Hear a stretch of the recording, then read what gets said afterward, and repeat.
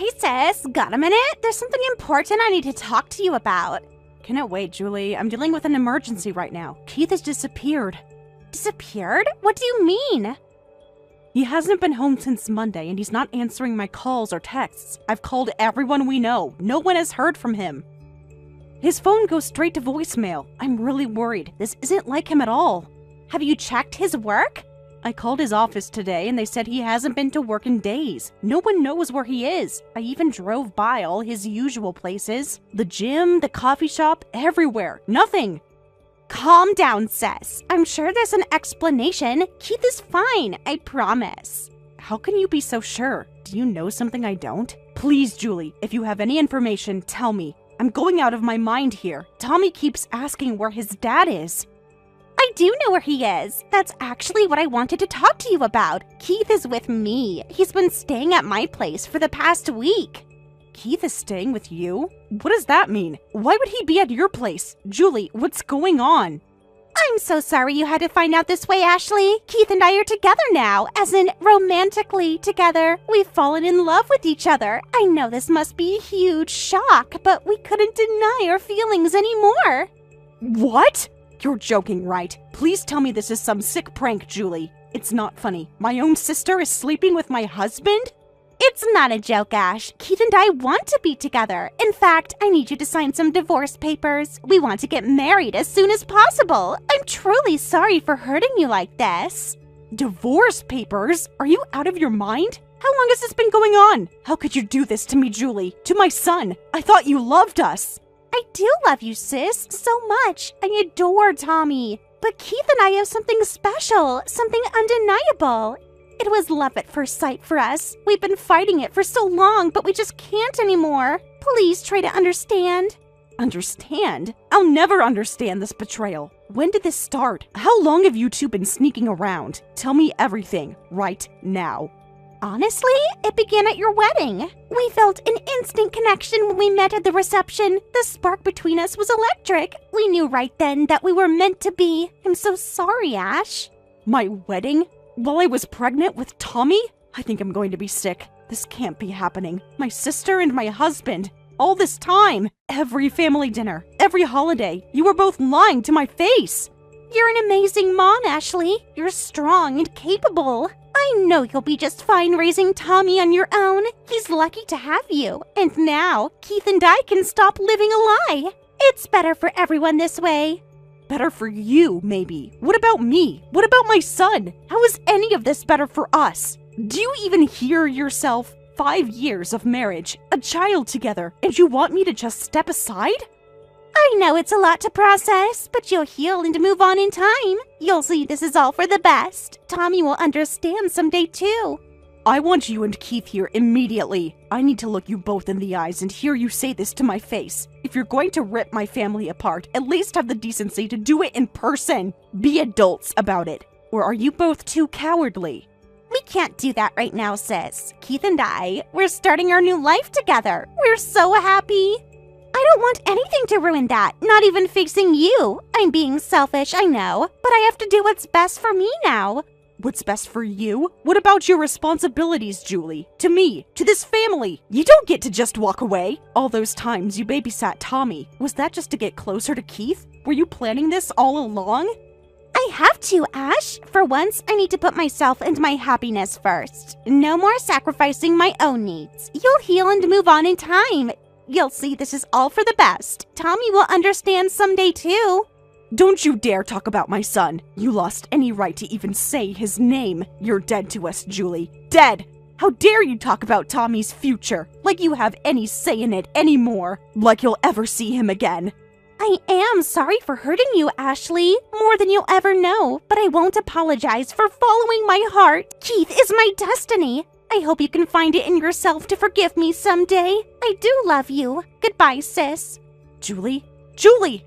Don't you dare ignore me! Get over here and face me, you coward! Julie! This isn't over. You can't just drop this bomb and disappear. Answer me!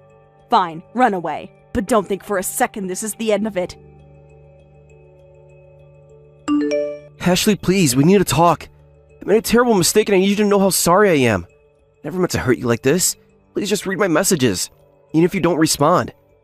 Oh, now you want to talk? After 5 years of silence? 5 years of zero contact with me or your son? How dare you, Keith? How dare you think you can just waltz back into our lives with a simple apology? Do you know how many times Tommy has cried for you? How many father-son events he's missed? How many nights I had to explain why Daddy doesn't call? I don't expect you to forgive me, Ash. What I did was unforgivable. Leaving you and Tommy is my biggest regret.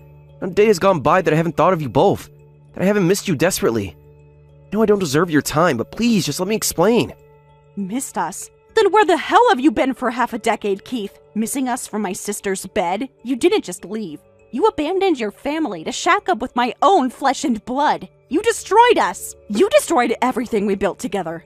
You're right. You're absolutely right, Ashley. I was weak and selfish, and I made the biggest mistake of my life. I thought Julie was my soulmate, that we were meant to be. But I was wrong, so very wrong. It's you, Ash. It's always been you. I threw away the best thing that ever happened to me. I've regretted it every single day. No, nope. You don't get to do this, Keith. You don't get to realize you made a mistake and just decide you want me back. That's not how this works. You made your choice when you walked out that door, and you have to live with it. We're not some backup plan when things don't work out with Julie. But everything's changed now, Ashley. I've changed. I know in my heart that my real destiny is with you and Tommy. You must be, what, 8 years old now? I've already missed so much, but I don't want to miss any more. Please, just let me explain. Let me tell you everything. You deserve the whole truth. There's nothing to explain, Keith. You showed me who you really are. Believe me, I got the message loud and clear. I mourned our marriage. I cried for you. Tommy cried for you. But we survived. We're happy now without you. We learned to live without you. We learned to be strong without you. And now you want to undo all of that? Give me a chance to make things right, Ashley. I'm begging you. I want to be a father to Tommy. A real father. I want to be the husband you deserve. The man I failed to be before. We can be a family again. We can heal together. I'll do anything to prove myself to you. Therapy, counseling, whatever it takes. Please, just don't shut me out. Heal together? Where was this attitude when you first left, huh? When I needed you most. When our baby needed his dad. Too little too late, Keith. You can't just decide to play family man now. It doesn't work like that. You don't get to abandon us and then come crawling back when it's convenient for you. I know I have no right to ask for your forgiveness. No right to expect anything from you at all. But I am asking, Ash. I'm here, humble and broken before you, asking for a second chance. I would spend my whole life making this up to you. To Tommy. To our family. Just tell me what I need to do. Your groveling means nothing to me, Keith. I have only one question. What about Julie, huh? What about your soulmate? Did she finally wise up and kick you to the curb? Is that why you suddenly want your old life back? What happened to your grand love story? It's not like that, Ashley, I swear to you. Julie and I, it was a huge mistake. I see that now. It's over between us. She's been keeping something from me, Ash. Something big. Julie's sick. Really sick. She's been in and out of the hospital. Sick? What do you mean sick? What happened to her? Is it serious? Do my parents know about this? Keith, answer me. What's wrong with my sister? I don't know all the details. She refuses to tell me anything. But it must be bad. She's there almost every day now. I can't handle it, Ashley. The secrecy, the pressure, the responsibility. I feel like I'm suffocating. Like I'm trapped in a nightmare. Wow, I think I get it now. Let me get this straight. My sister falls ill and your first instinct is to run away? Again? You're pathetic. You haven't changed at all. It's not running away, Ashley. It's facing the truth. Julie and I were never meant to be. I don't love her like I love you. I know now that I will never feel for anyone what I feel for you. You're my one and only, my true soulmate. Please believe me. I don't care about your delusions of destiny, Keith. This is real life, not a soap opera. You made a vow to Julie. She is your wife. She should be your priority right now, not me. Not the life you carelessly tossed aside. You need to man up and face your responsibilities. Don't you see, Ash? This is exactly why I can't stay with Julie. I'm not cut out for this. The stress, the emotional toll. I'm not strong like you. I'm weak. Julie needs someone who can actually be there for her, and that's not me. I know that now. Your weakness is not my problem, Keith. It's not an excuse to treat people like they're disposable, to do what you did to us. Julie is still my sister. If she's really sick, I need to be there for her. Not waste my time with your childish whims. You need to step up and be there for your wife. Please, Ashley, I have nowhere else to go. No one to turn to. You and Tommy are my whole world. My reason for living. Losing you was the biggest mistake of my life. I see that now. Let me come home to my real family. Let me prove myself to you both. You are unbelievable. You know that, Keith? Unfreaking believable. You have no idea what love really means. If you truly loved someone, you'd want to be there through the good times and bad. In sickness and in health, remember? You wouldn't transfer them to someone else the second things got tough. The second you were forced to think of anyone but yourself. Go back to Julie. She needs you now more than ever. So what are you saying, Ashley? Are you telling me to stay with Julie then? To just suck it up and deal with whatever comes? You actually want me to go back to her after everything I've just said to you? Knowing how I really feel about this? How can I stay with her when my heart belongs to you? I'm telling you to step up and be a man, Keith. To take responsibility for once in your life. Stop running from your choices and deal with the consequences. Julie is your wife. She should be your only concern right now. Show some backbone for once. Fine. You're right, Ashley. You're always right. I made my bed and now I have to lie in it.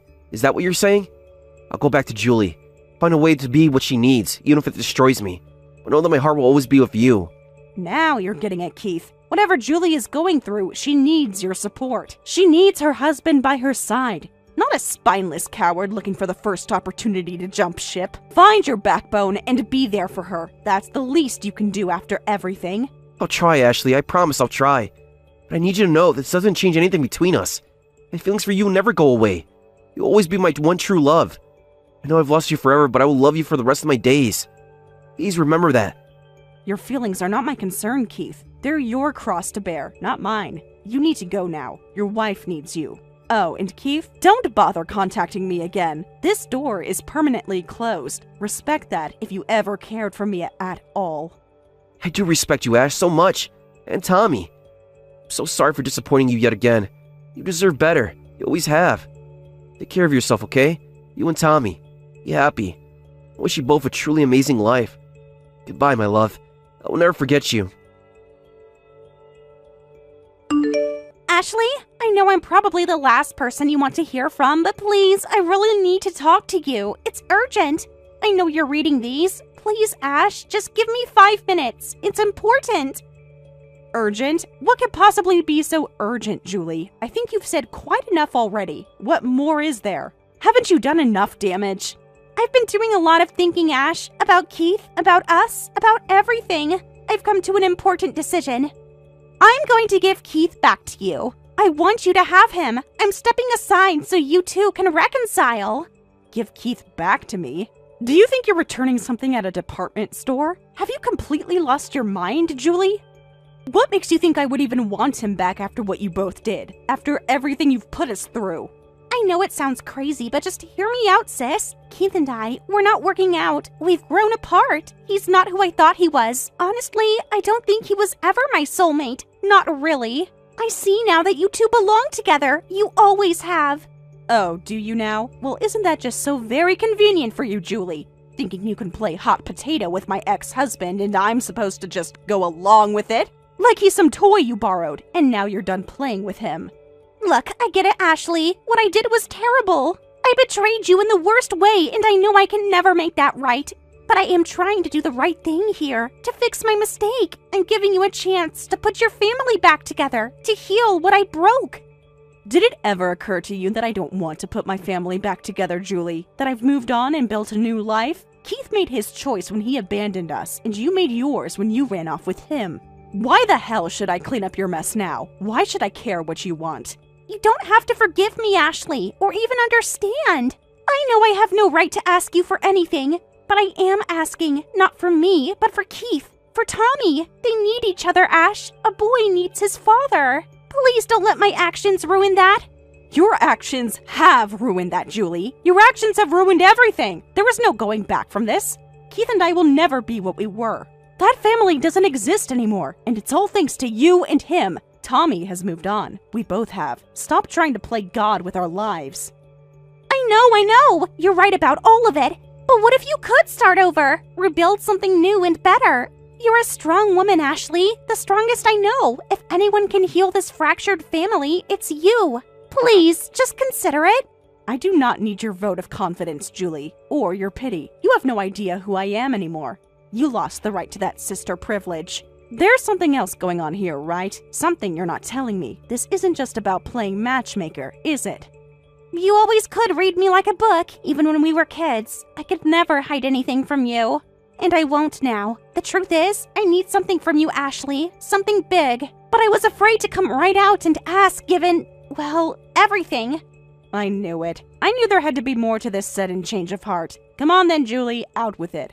What do you want from me this time? What more could you possibly ask of me after blowing up my entire world? What right do you have to any more pieces of me?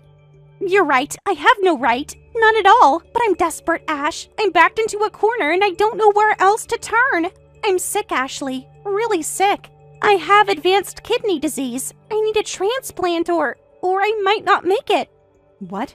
How advanced is it? Does Mom and Dad know? Keith said you've been in and out of the hospital. Why didn't you say anything? How long have you known? I didn't want to worry anyone, especially Mom and Dad. They have enough on their plates. I thought I could handle it on my own, but it's progressed faster than the doctors anticipated.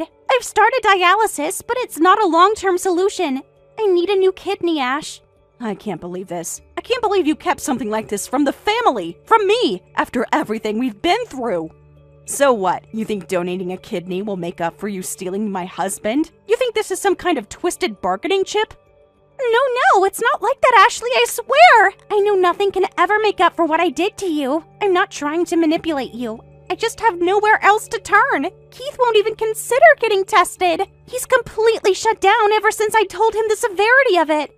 Why am I not surprised? Typical spineless Keith, running away the second things get real. Leaving you to deal with this alone. Well, he can't run from me. I'm not letting him off the hook this easily. He needs to man up and do the right thing for once in his pathetic life.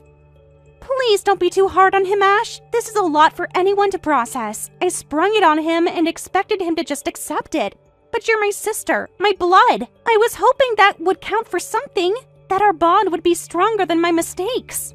Our bond? The one you torched the second you jumped into bed with my husband? That bond, Julie? You have some nerve. I can't even process this right now. I need time to think. Time to wrap my head around the fact that my backstabbing sister now wants a piece of me. I understand, Ashley. I know it's a huge thing to ask, and you have every right to tell me to go to hell.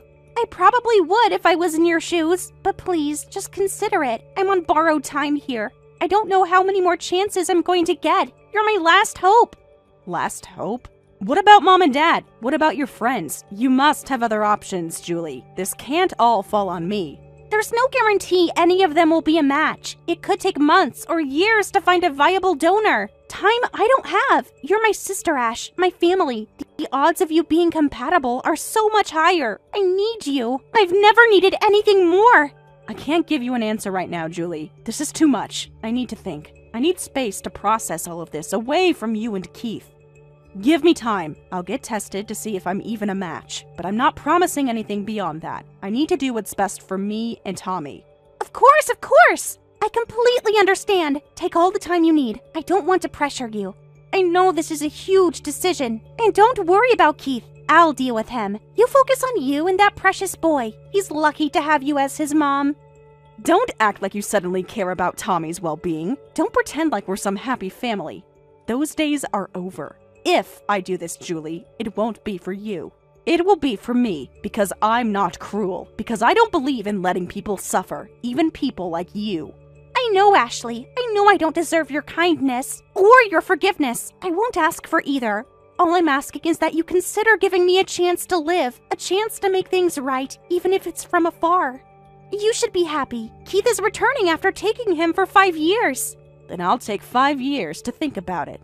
What? I don't have 5 years! Please, Ash, you can't mean that! I need an answer sooner than that! My condition is getting worse! I can't answer right away, though I do have to consider Tommy. So wait about 5 years for my answer, okay? Seems fair, doesn't it? You took 5 years from us. Now I'll take 5 years to decide. What are you saying, sis? I can't wait that long with this illness! What if it gets worse? I might not even be alive in 5 years! Please don't do this! Not when I'm trying to make things right! This is a big decision about an important organ. I can't give you an answer right away. I need about 5 years, maybe more. We'll see how I feel then. Don't be mean, sis. You're still angry about us running away, aren't you? That's why you're saying this. I know you're hurt, but please don't punish me like this. Not when my life is at stake. Of course I want to be a little mean. You took away something precious from me and my son, and now you want to take one of my organs too? You can't just destroy my family, then ask for pieces of me. That's not how this works. That's too harsh. I said I'd return Keith, didn't I? I'll apologize for everything too. Just donate your kidney and help me get better. Then we can put this all behind us. We can be sisters again. You think an apology will get you my organ? Think carefully about this. Keith will come back and we can forget about all this. You should just remarry. I approve, don't worry. Tommy's even warming up to his wonderful new dad. What? Hold on, sis. You had a backup? Why didn't you tell me you'd moved on? That's right. I met someone wonderful about a year ago, and the three of us are living happily together. I don't want or need Keith anymore. I have no lingering feelings for him at all. We've built a new life, a better life, without either of you in it. No way. Then maybe I should ask Keith for his kidney. He seems troubled that I'm sick. At least he still cares about me. That won't work. He still doesn't know about your illness. If you suddenly tell him and ask for an organ, he'll definitely refuse. You know how he is. He runs from anything difficult. Always has. Don't mess with me, Ashley. Why are you making everything worse? You're happy every day with your new guy? Could you move on so easily? Well, I've been suffering, missing you every day. Does Tommy even remember me? Oh, so now you care about what Tommy remembers? After years of silence? And what exactly am I making worse? Your perfect life with my sister? Or your plans to abandon her now that she's sick? A kid needs a real father, not some new guy. Break up with him, let's start over. We can be a family again, that we were meant to be. Don't let another man raise my son. You lost all right to talk about what my son needs the day you walked out on us. At least this man stepped up. He's been here for every scraped knee, every school play, every birthday. Where were you? I know I messed up, but I want to make it right. Please, Ashley, don't shut me out of Tommy's life. Not when I'm finally ready to be there for him. Since you told your wife to ask for kidney donations, you must have been told the whole story about the illness by now. Well, I refused everything. So what's your excuse? Why won't you help her? She asked me for an organ donation too, but I'm absolutely not giving up my kidney. How could she expect that from me? After everything we've been through, she's trying to manipulate both of us. Hey, don't you want to help your beloved wife? Your soulmate? The woman you destroyed our family for? Or was that all just pretty words? I want to help, but it's scary, right? It could open your stomach and take out organs and it hurts, and I just can't. You know I'm bad with that stuff. I freak out over a hangnail. You all made Julie completely give up on me because I refused to donate. What are you gonna do about this? It's not like that at all. I just said I needed 5 years to think about it, just like you took 5 years from us. Seems fair, doesn't it? Actions have consequences, Keith. So you're basically refusing, right? Plus you revealed that I tried to reconcile with you. Now Julie knows everything. She's going crazy. This is all your fault. My fault? That's rich coming from you. The man who runs from every responsibility. The man who can't even face his own wife's illness. You're pathetic. She's completely lost it. She's destroying everything in the house and going crazy. Police were just here making a huge fuss. You need to talk to her. Calm her down. Fix this. Don't push the responsibility on me. I'm not your cleanup crew. I'm not here to fix your messes anymore. Deal with your own wife. Be a man for once. You're partly to blame too. You revealed the wrong things at the wrong time. So hurry up and apologize to your sister. Don't you care what happens to her? She's not my sister anymore. Not after she ran away with you. So take responsibility as a man and a husband. Help your wife. You're all the family she has now. You made your choice. Now live with it. Look how cruel you sound. Both of you. I can't handle this pressure. I never asked for any of this. Why can't things just go back to how they were? Things can never go back. You made sure of that. Now stop texting me and go deal with your wife. Your responsibility. Your mess. Fine. When Julie gets worse, remember you had the chance to help, to save her, and you chose revenge instead. And remember you had the chance to be a real husband, to step up when it mattered. But you chose cowardice, like always. Goodbye, Keith. Julie, driven by desperation, eventually tracked down Keith and tried to force him to sign organ donor papers. Keith violently refused, saying he'd never help her. Their argument turned physical, leading to both being hospitalized. They eventually returned to their hometown, but were socially ostracized. Now, they spend their days seeking acceptance and new relationships. but their past actions continue to haunt them. Thank you for watching till the end. If you felt good about this video, like the video. If you didn't like it, let me know why in the comments. Subscribe too. Your likes and subs lead to our motivation. We have so many videos on our channel as well, so go ahead and take a look. See you in the next video. It's been a while, Rachel. Would it be alright if I asked about where my dad is hospitalized? I haven't been able to reach Kevin, and I'm worried. I heard he's been in the hospital since last month. Sarah, this is certainly unexpected. I've been trying to reach someone in the family for weeks now. The neighbor said he was taken by ambulance. No one thought to tell me? And why should anyone have told you? You're practically a stranger to this family. I know it's sudden, but please. I've been trying to contact Kevin for months now. Why are you suddenly interested in your father's condition now? I'm not suddenly interested. I've been trying to reach out for a while. Kevin hasn't responded to any of my messages. I even tried calling the house. I left voicemails every week. Sent emails too. Do you know how long it's been since you've even contacted us? I've been sending messages regularly. Every holiday, every New Year. Did Kevin not tell you? I even sent cards for your anniversary. They were all returned unopened. What do you want now? I have no information to share with someone like you. What? Someone like me? What's that supposed to mean? Rachel, please, I just want to know if he's okay. Is he getting proper treatment? Can he have visitors? Which hospital is he in? I just want to see him once. I've been trying to reach out for months. Months? That's nothing compared to years of absence. Years of absence? That's not true. I've been trying to maintain contact. Kevin blocks every attempt I make. He changed his number 3 times. But I always found ways to reach out. You barely ever come home, dumped all of your father's care on us. And now, of all times, you're getting in touch. You must already know that your father is in critical condition. Wait a minute. Critical condition? Is he really that ill? As if you didn't know. Why didn't anyone tell me? I didn't know about his condition getting worse. Please, Rachel, I just want to see him. Coming around at a time like this, you're just like a vulture. A vulture? That's cruel, Rachel. I have a right to know about my father's condition. I'm still his daughter. Legally and by blood. You probably have informants telling you everything. Informants? What are you talking about? I only heard he was hospitalized from an old neighbor. Mrs. Smith told me when I called to check. That's the only way I find out anything anymore. Drop the act, lol. It's so obvious you're just after the inheritance. Not visiting for years, but wanting his money now? How pathetic, lol. Excuse me? This isn't about his money at all. How could you think like that? I've been trying to reach out for important reasons. There are things he needs to know. Things you all need to know. Important reasons? Like what? There are things we need to discuss. About Dad's financial situation. Things that affect everyone. Sorry, but I won't tell you which hospital. Besides, they probably wouldn't let a dirty poor person like you in anyway, lol. Someone as unclean as you would just be a nuisance, lol.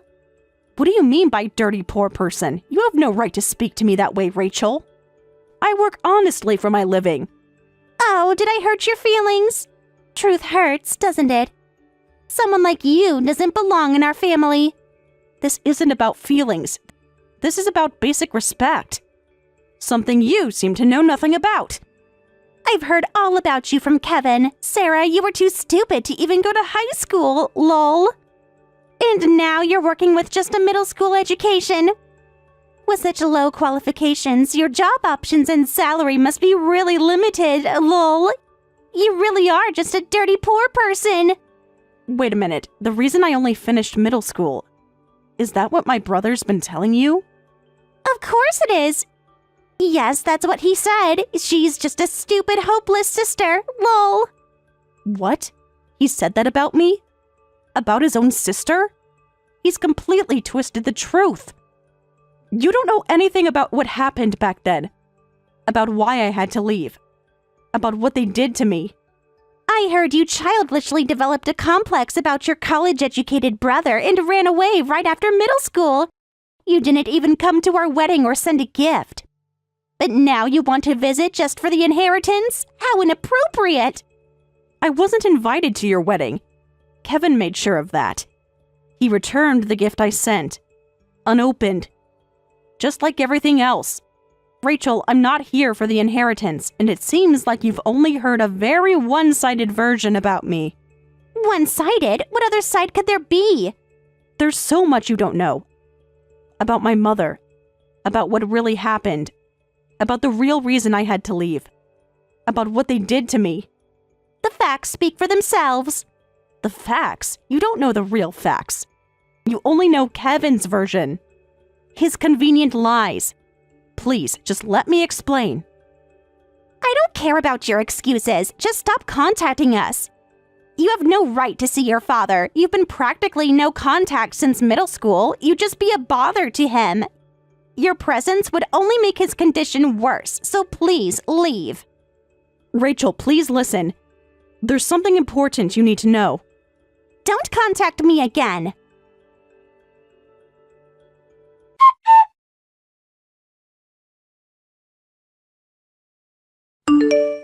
Hey, Sarah, Rachel told me you tried to see Dad. Kevin, after all this time, you finally respond. Years of silence, and this is how you start? I never expected to hear from you, Kevin. I only contacted Rachel because you never replied to any of my messages. Oh, so now you're blaming me for not responding? You have some nerve after everything you've done. I'm not blaming, I'm stating facts. I've sent you messages every month. Called on holidays. You've blocked every attempt. I have the receipts for every gift I sent. The tracking numbers for every letter. The logs of every call. After years of silence, you suddenly want to talk? Now that Dad's sick? How convenient. Years of silence? From which side? Check your blocked messages. Check the returned mail. You'll see who's been silent. You're such a persistent sister. As Rachel probably told you, we're not letting you see Dad. But he's in critical condition, right? Why didn't you tell me sooner? Why did I have to hear it from Rachel? Why do I have to hear everything secondhand? At least let me visit him once. I'm his daughter. His daughter? That's rich. You lost that right long ago. You're nothing to us now. But I am his daughter. Legally and by blood.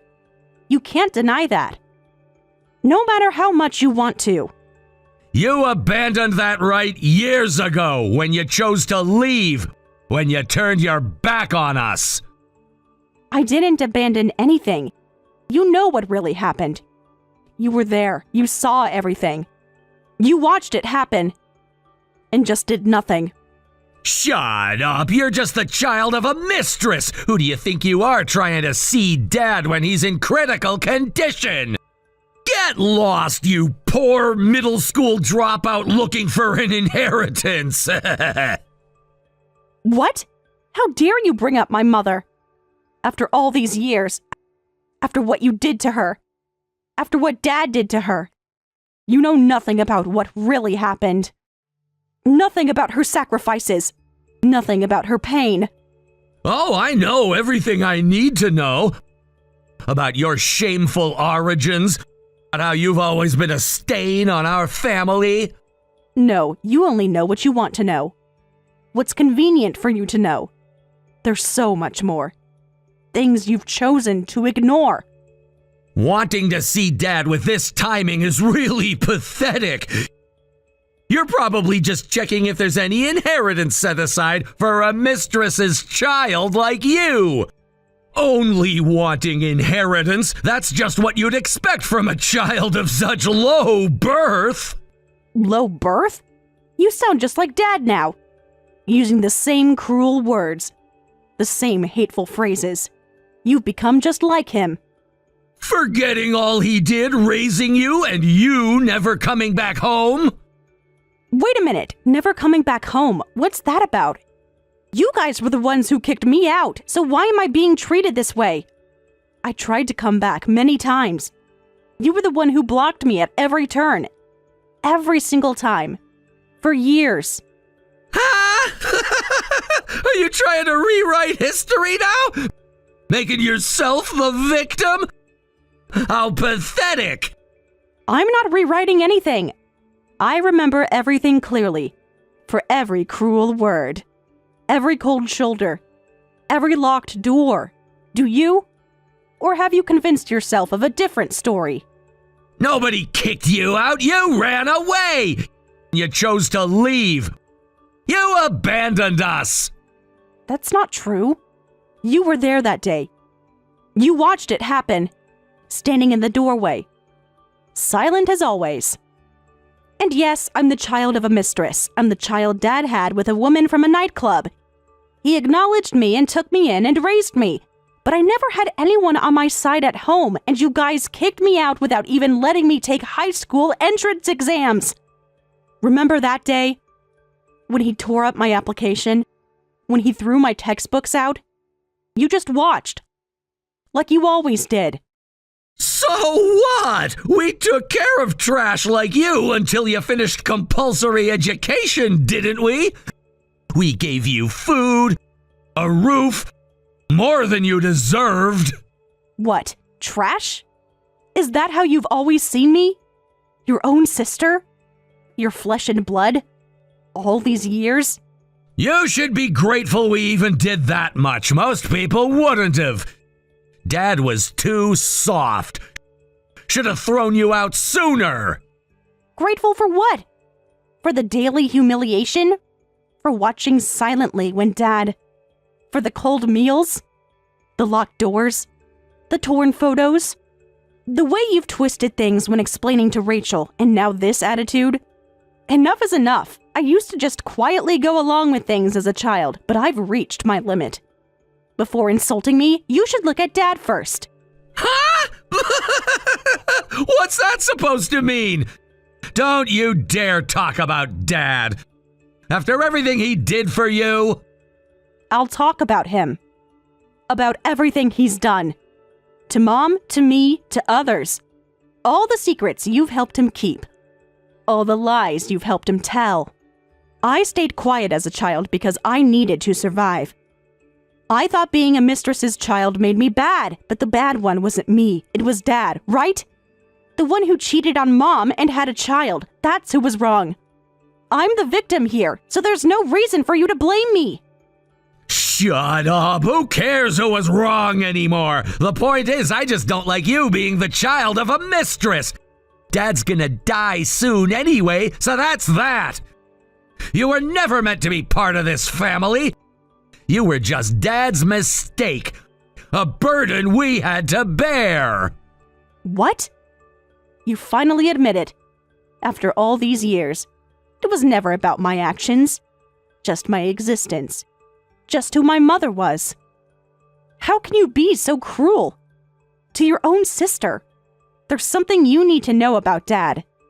Something that will change everything. I don't want to hear anything from you. Nothing you say or do matters. But you need to hear this. Before it's too late. For your own sake. For Rachel's sake. For everyone's sake. Just get out of my sight. I won't give you a single penny of Dad's inheritance. And don't even think about coming to the funeral. You're not welcome there. You're not welcome anywhere near us. Ever again. That's terrible. I'm still legally Dad's daughter. Whether you like it or not. Whether you accept it or not. And this isn't about inheritance. There are serious matters we need to discuss. Things that will affect you. Things you can't ignore. Shut up, you bottom feeder. When I say leave, you have no choice but to leave. And don't ever show your face to me again. You'll regret not listening to me.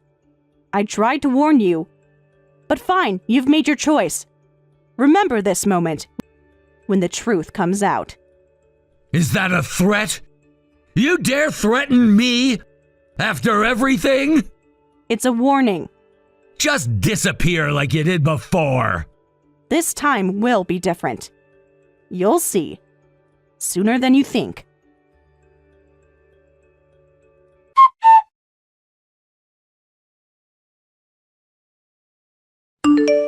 Hey, Sarah, what are you doing at the funeral home? You weren't invited.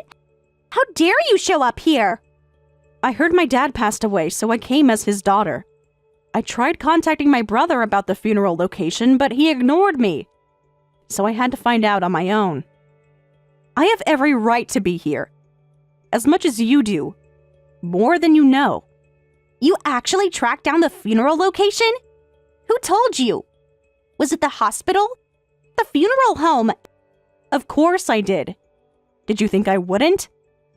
Even after you tried to hide it, I have my ways. I always have. How dare you? This is a private family matter. You're not welcome here. How dare I? I'm his daughter. I have every right to be here. More than you know. Please just leave. There are lots of people here and I don't want to make a scene. Please leave quietly without being seen by anyone. Don't embarrass us. Don't make this worse. I won't leave. Not this time. Not anymore. No, I have no reason to follow your wishes.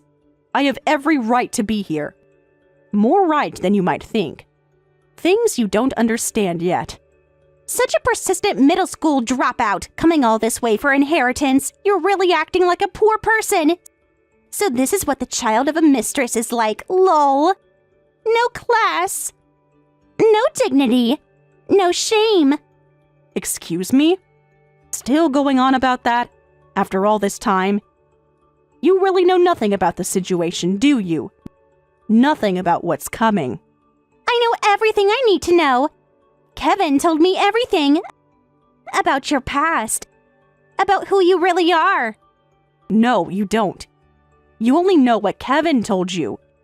And he's been lying. For years. About everything.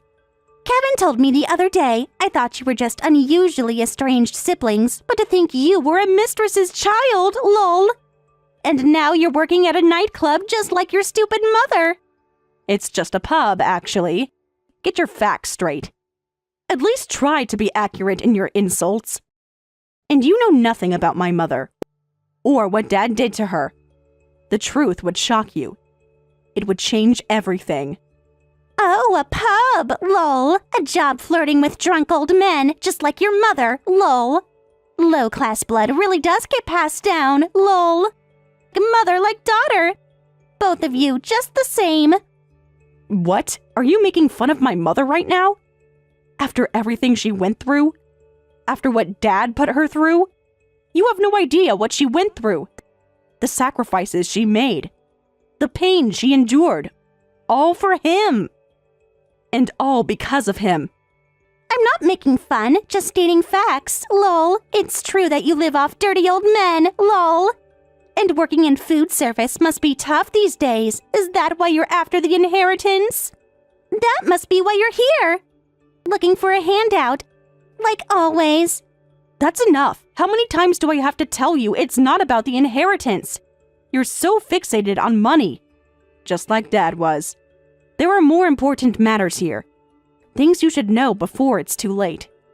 Things that will affect your future. Your entire future.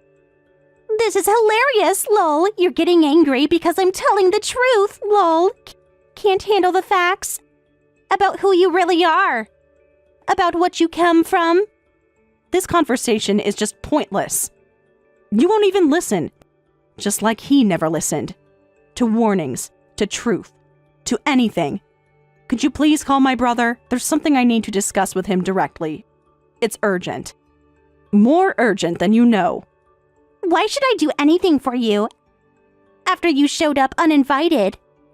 Because it affects both of you. More than you realize. Time is running out. For all of us. For everything. Kevin is busy as the chief mourner. He doesn't have time for a mistress's child. You're probably just going to say something stupid anyway, so please, just leave. He has real responsibilities, unlike you.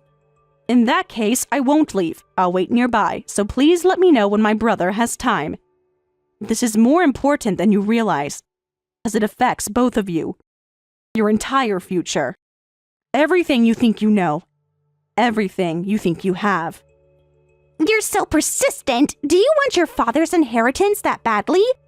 I'm the one who lived with him and took care of everything. And Kevin is your father's only real child. A mistress's child isn't a real daughter. You have no right to any inheritance. You weren't there. You didn't care for him. Please calm down, Rachel. I really am not after the inheritance. Yes, he was a father I hated, but I'm grateful that you took care of him. I'm not trying to take anything away from you. In fact, quite the opposite. I'm trying to help you. What? Just shut up and leave. Nobody wants you here. Nobody needs you here. Rachel, you're making a big mistake. A very costly one. One you'll regret. More than you can imagine. You want money so badly? Is that why you're here? Is that all you care about? If you want inheritance that badly, I'll give you some. Your inheritance is 30 pennies, lol. Take this and get out, you inheritance-hunting poor person. Will that make you happy? Will that make you leave?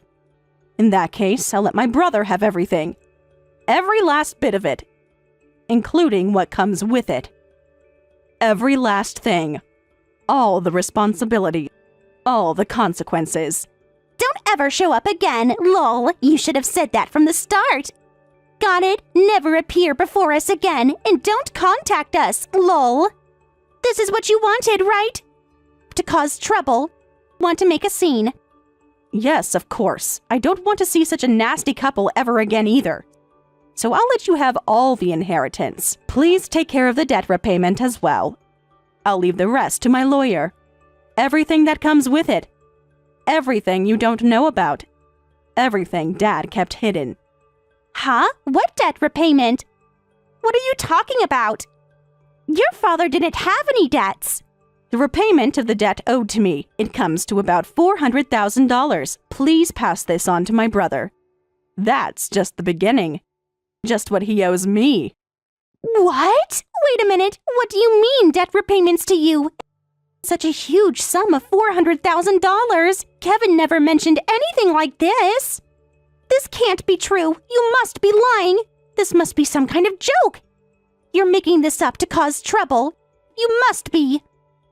Your father would never. I don't think my brother knows about it either. None of you actually knew about this. Dad made sure of that. Dad kept many secrets. From all of us. What? How could Kevin not know? Kevin knows everything about Dad's finances. He handled all the paperwork, all the accounts. Clearly not everything. Not even close. Dad was good at hiding things.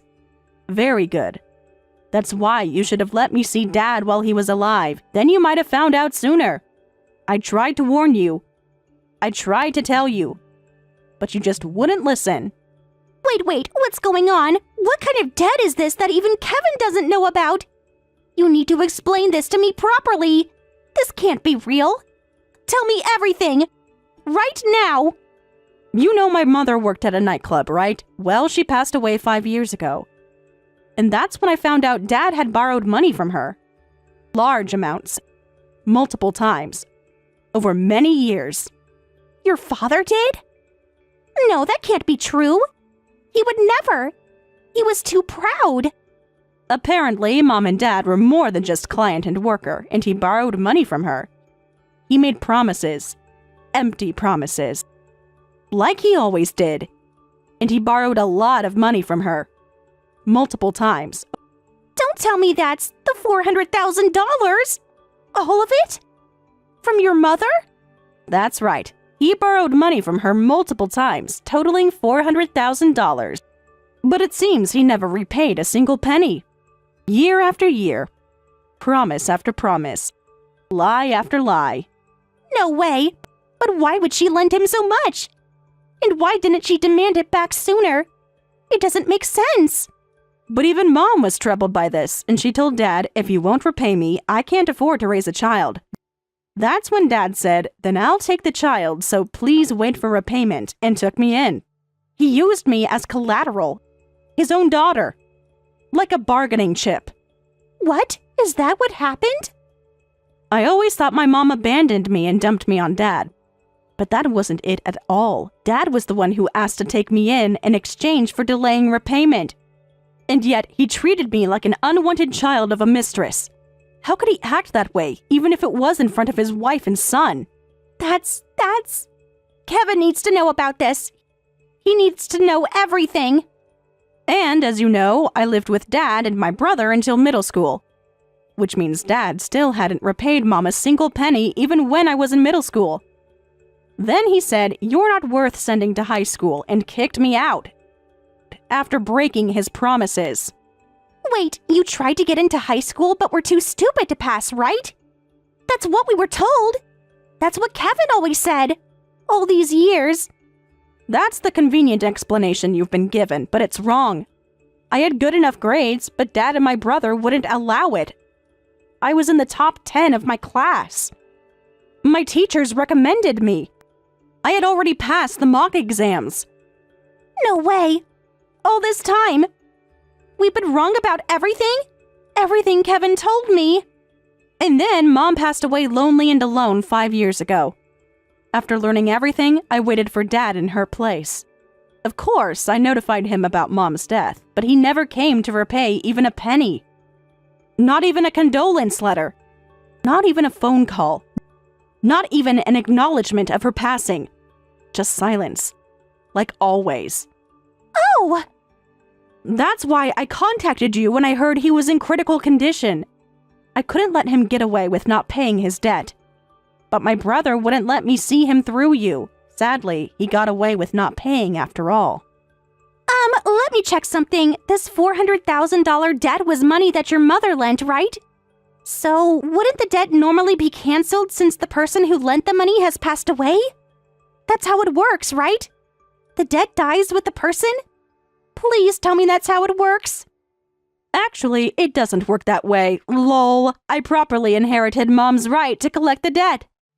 Every document, every receipt, every proof of loan. Mom kept everything. What did you say? So the obligation to repay the borrowed money doesn't disappear. Dad's inheritance naturally includes his debts, too. And since you and my brother are inheriting everything from Dad, please make sure to repay me the $400,000. No way, wait! I never heard about this! Well, please pass this on to my brother. I'll send you the contact information from my lawyer later. Please direct all future repayment plans and consultations to them.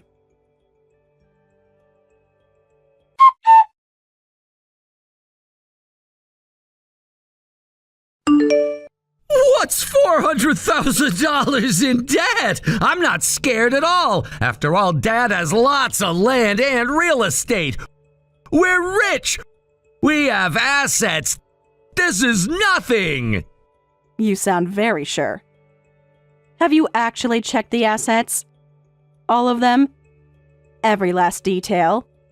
You think you can scare us with this? With your little threats? With your stories? I'm not trying to scare anyone. Just stating facts.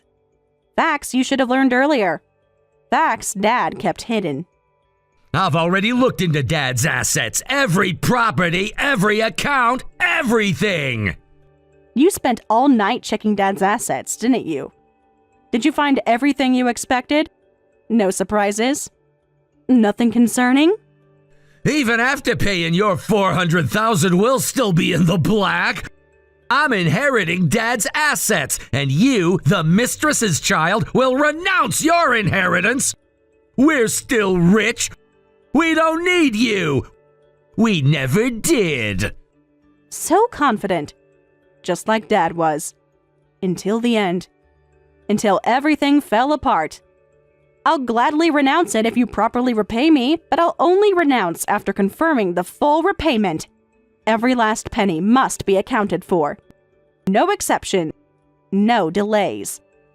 Then rest assured, I've already transferred the $400,000 to your account. Check it.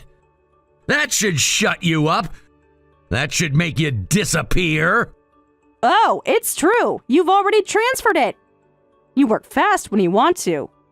When you think you're in control. When you think you know everything. There was exactly $400,000 in Dad's account, so that worked out.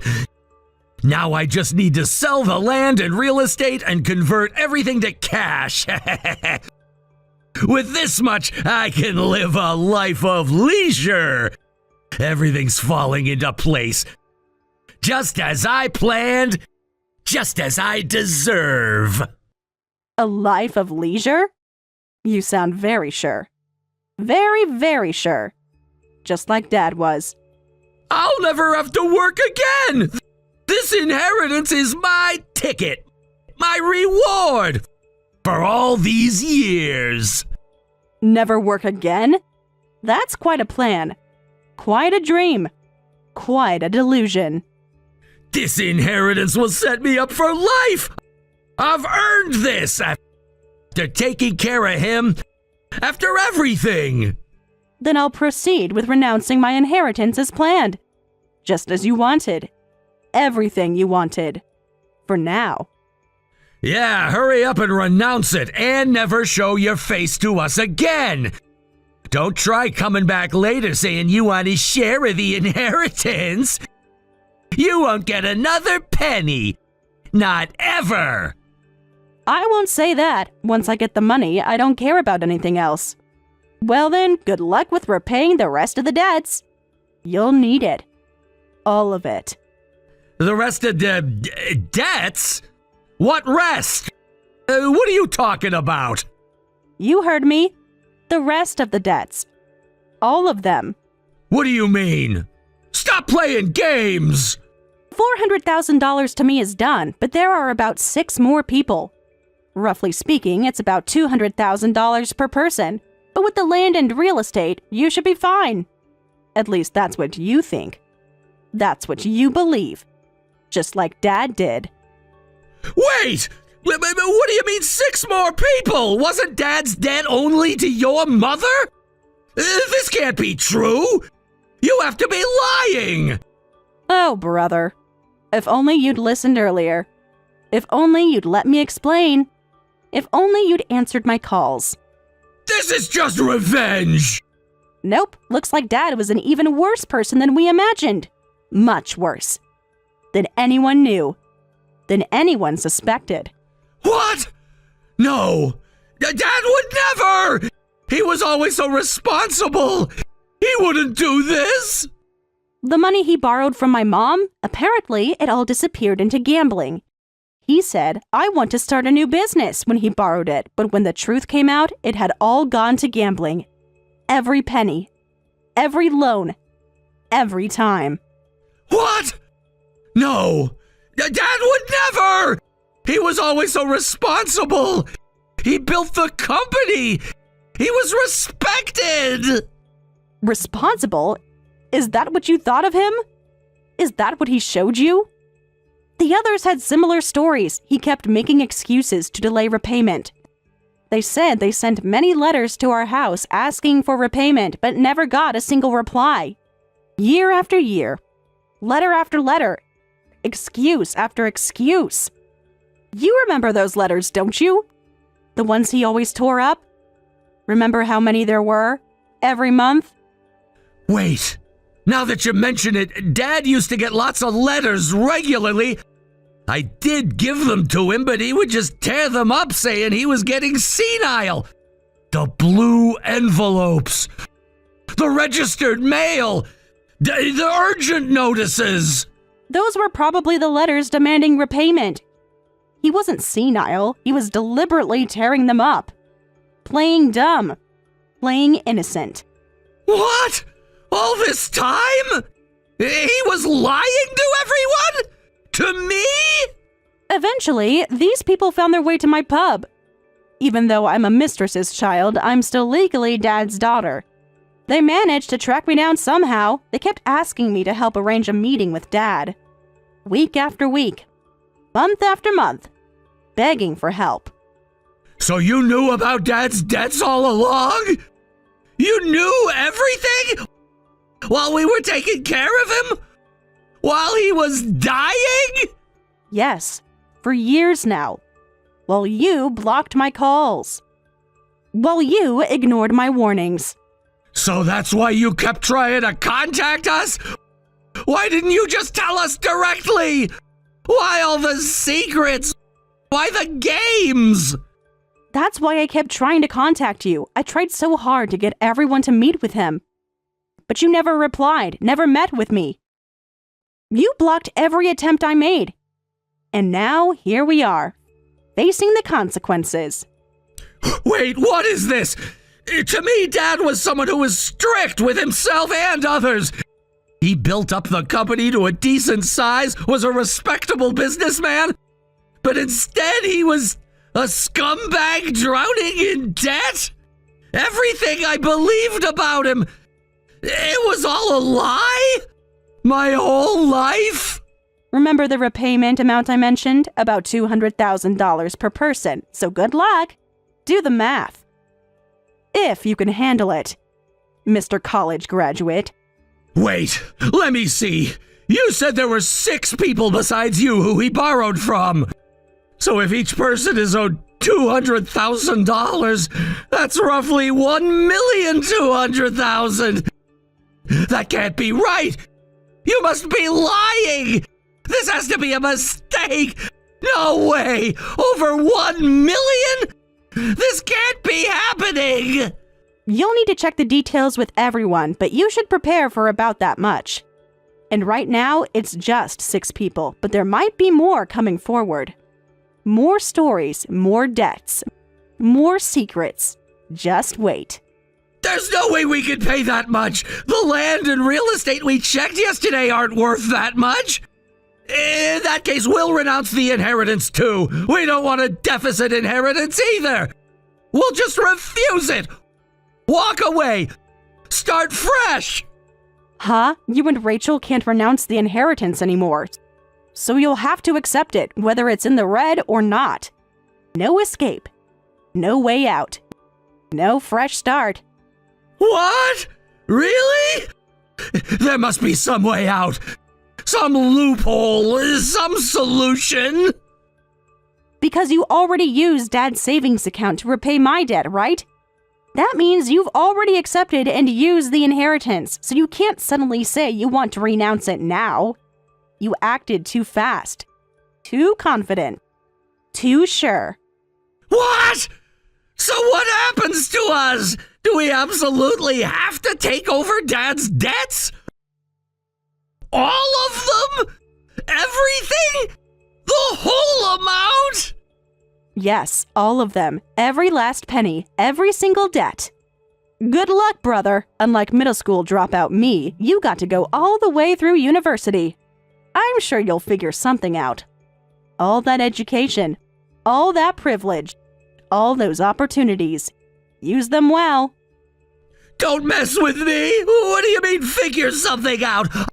I thought I could retire early with Dad's inheritance. I thought I could live a life of leisure. Everything was planned. Everything was perfect. This was my reward. Dreams of leisure. Just like Dad's dreams. All built on lies. All crumbling now. You planned this from the start. You tricked me. You set me up. You knew all along. Well then, I'll be going now. As promised, I'll never appear before you again, so good luck with Rachel. Consider it payback for all those years. For every insult. For every lie. For every cruel word. Wait, Sarah! You can't leave it like this! You can't do this to us! We're family! Goodbye, brother. Forever this time. Just like you always wanted. Just like you always said.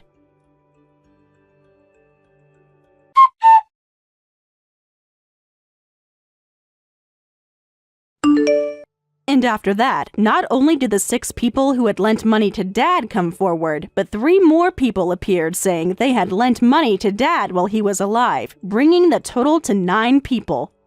The total amount ended up being $3 million. My brother and his wife immediately consulted a lawyer, but it was indeed too late to renounce the inheritance. I heard they had to sell everything, the land, real estate, family home, cars, everything, to somehow repay everyone. Afterwards, I got a message from Rachel saying, "Our life is difficult because of you. You're his sister, so you should help support your brother and his wife." But I replied, "I'm not a sister. I'm a mistress's child." That was the last contact, but I hear they're living modestly in an apartment without a bath. By the way, Dad's grave has apparently become overgrown with weeds, as no one has visited it since.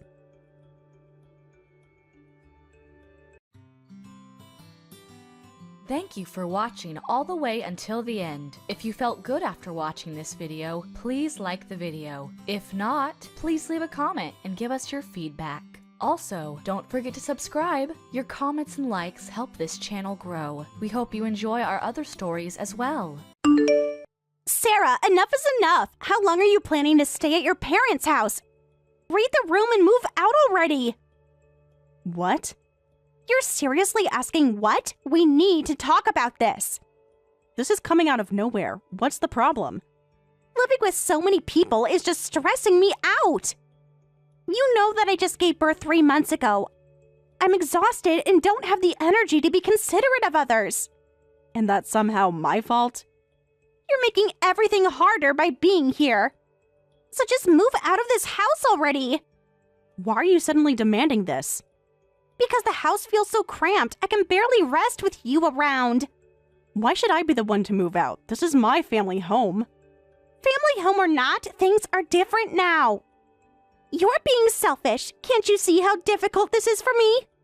Me being selfish? That's rich coming from you. I have a baby to think about. Don't you understand the current situation? Yes, this is your family home, but now your brother and his wife are living here with a newborn baby. Even though it's a house, we're way over capacity. You've been only here for 3 months. I've lived here my whole life.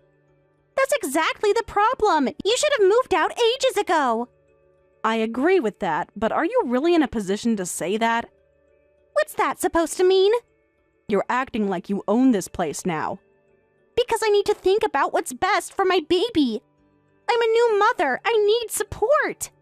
And I need a place to live. This was my home first. This house was home to my parents and me, just the 3 of us. You're the ones who barged in right after giving birth, saying, "I need help because I'm not feeling well after childbirth." What was supposed to be a 1-month stay has dragged on for 3 months. And now you're telling me to move out? 1 month wasn't nearly enough. You have no idea how hard recovery is. That wasn't the agreement, though. I'm telling you to read the room. I'm still not feeling well even after 3 months postpartum. So I can't go back to the apartment anytime soon. What did you say? Can't you see how much I'm suffering every day? Normally, you should be the one telling your brother and me saying, "I'll move out so you can live here permanently." Permanently? You can't be serious. Of course I'm serious. This is what's best for the baby. Well, you seem to have recovered plenty from childbirth from what I can see. What? You don't get to judge my recovery. Where exactly does my postpartum broken body look recovered to you? Should I list the ways? Please do. I'd love to hear your expert opinion on postpartum recovery. Well, you stay up late every night on the couch. All you do is watch TV while eating snacks and Mom's cooking. Then you stay up late watching drama shows and anime. You seem perfectly healthy to me. How dare you say that? I'm just taking breaks between my busy childcare duties. I deserve those breaks. Busy with childcare? What childcare duties? Mom practically does everything for you. You have no idea what I do during the day. Michelle, all you do is change 1 diaper a day. Everything else, feeding, diaper changes, dealing with night crying, you've dumped it all on my mom. You barely do anything. You can only say that because you've never given birth. Just changing a diaper once takes so much energy. With my postpartum body, once a day is my limit. What? Stop judging things you don't understand. You've never been through this. Are you actually serious right now? Completely serious. You have no right to judge. Besides, the childcare thing is fine. Your mother is happy to do it because she's excited about her first grandchild. So stop making it sound like I'm forcing her. How exactly does she look happy doing it? She loves spending time with her grandchild. That suspicious look in your eyes is what stresses me out. Being treated like I'm a neglectful mother. I can't recover in this environment. That's why you need to move out of this house, Sarah. Just to be clear, you can't go back to your home soon. You're still keeping your apartment, right? About that, actually. Michelle? We've already canceled the apartment lease. Tommy and I discussed it and decided to live here permanently. What? Why are you so surprised? It makes perfect sense. You made this decision without talking to anyone? We don't need permission to do what's best for our baby. It's obvious this is the best solution. Your parents should be happy to have their grandchild here. That's why you need to move out quickly. This house is now for your parents and our family.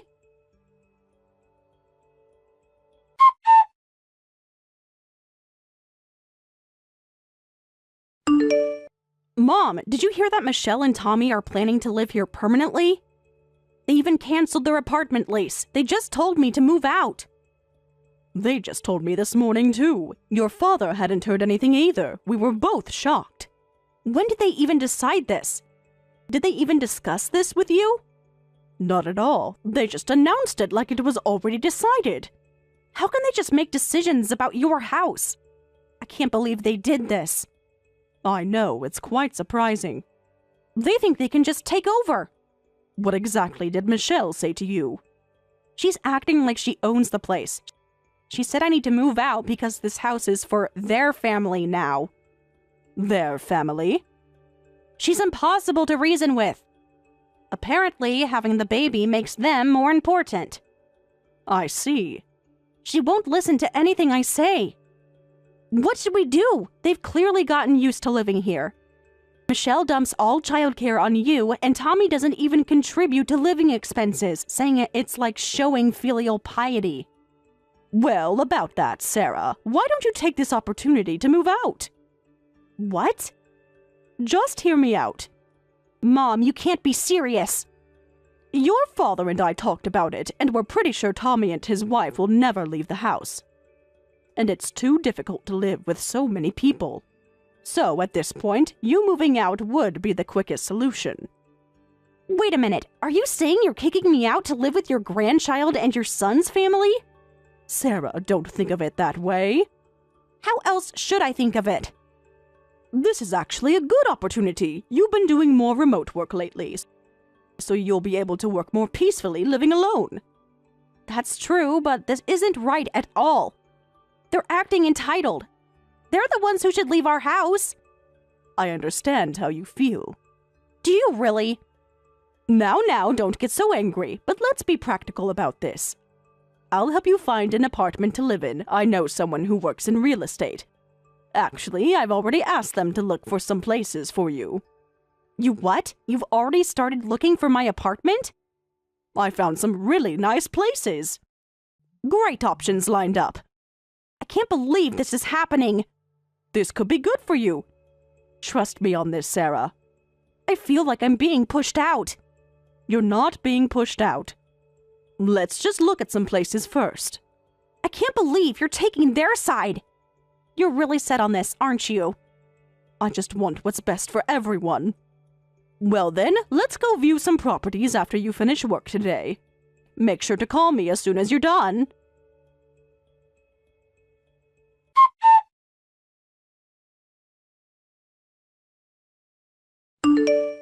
How was the property viewing? Lol, did you find a good place?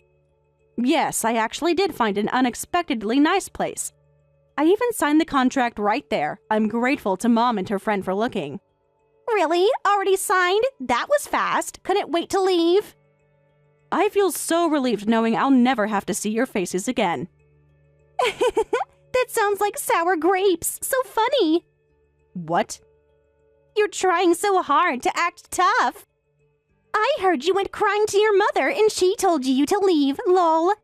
How sad that even your parents abandoned you. Well, you are a single woman in your 30s. This was the perfect chance for your parents to kick you out, lol. Is that what you think happened? What do you mean by chance? Oh, come on. They've probably been waiting for this moment. Waiting for what exactly? Having a daughter who won't become independent at her age is such a burden for parents, lol. You're basically just a parasite.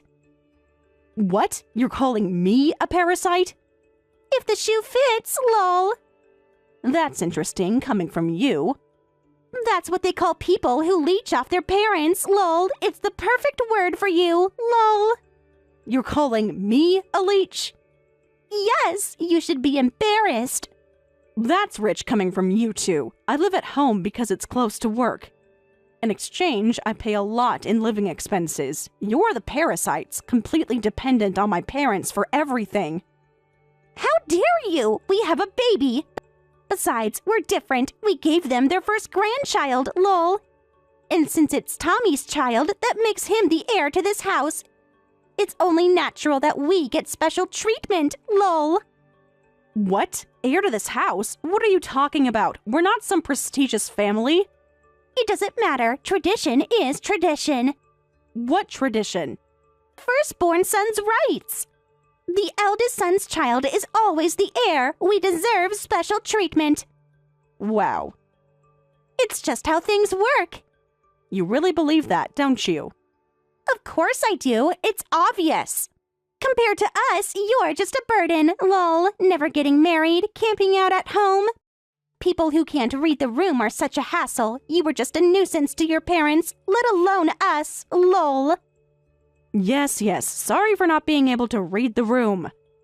Now you get it, finally admitting it. You have no allies in this house, lol. An unproductive burden of a daughter deserves to be kicked out, lol.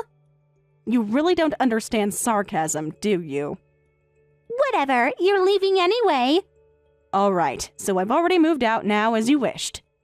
Don't ever come back. Oh, don't worry about that. Wasn't planning to return there anyway. I've already rented a place and I'll have movers handle my stuff. I'll stay somewhere tonight and start living in my new place tomorrow. Lol, good. Everything's working out so perfectly. Finally getting what we deserve.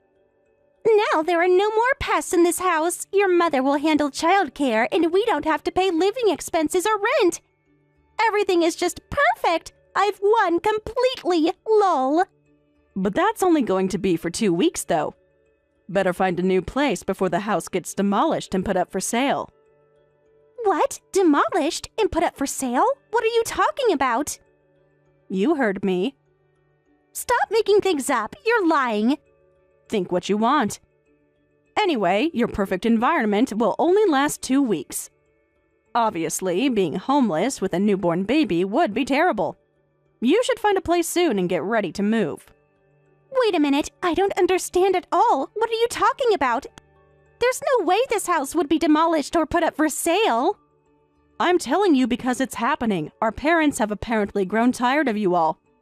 They said they want to get away from you even if it means selling the family home. What? What did you say? When Mom told me to move out, I was really shocked too. I thought my parents had abandoned me and taken my brother and his wife's side. But before meeting with the real estate agent, she said, it's not that we want to take their side, rather, we want those two to leave as soon as possible. She said such a thing? As I thought, Mom was also tired of having all the childcare and housework dumped on her. She said, no matter how much I show it in my attitude, they don't get the hint. They're so clueless, and I'm sick of it. So they finally decided to sell the house. She even said if they forcefully evict you in this situation, she's tired of thinking you'll keep asking for help and support whenever something happens.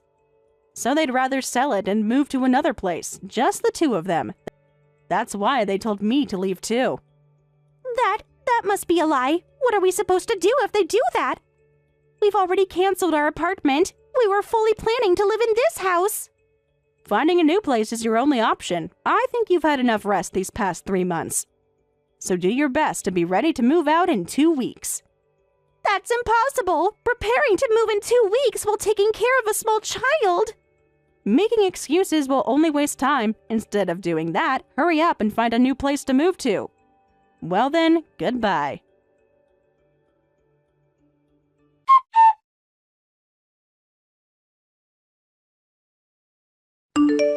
How's the new place? Are you enjoying it?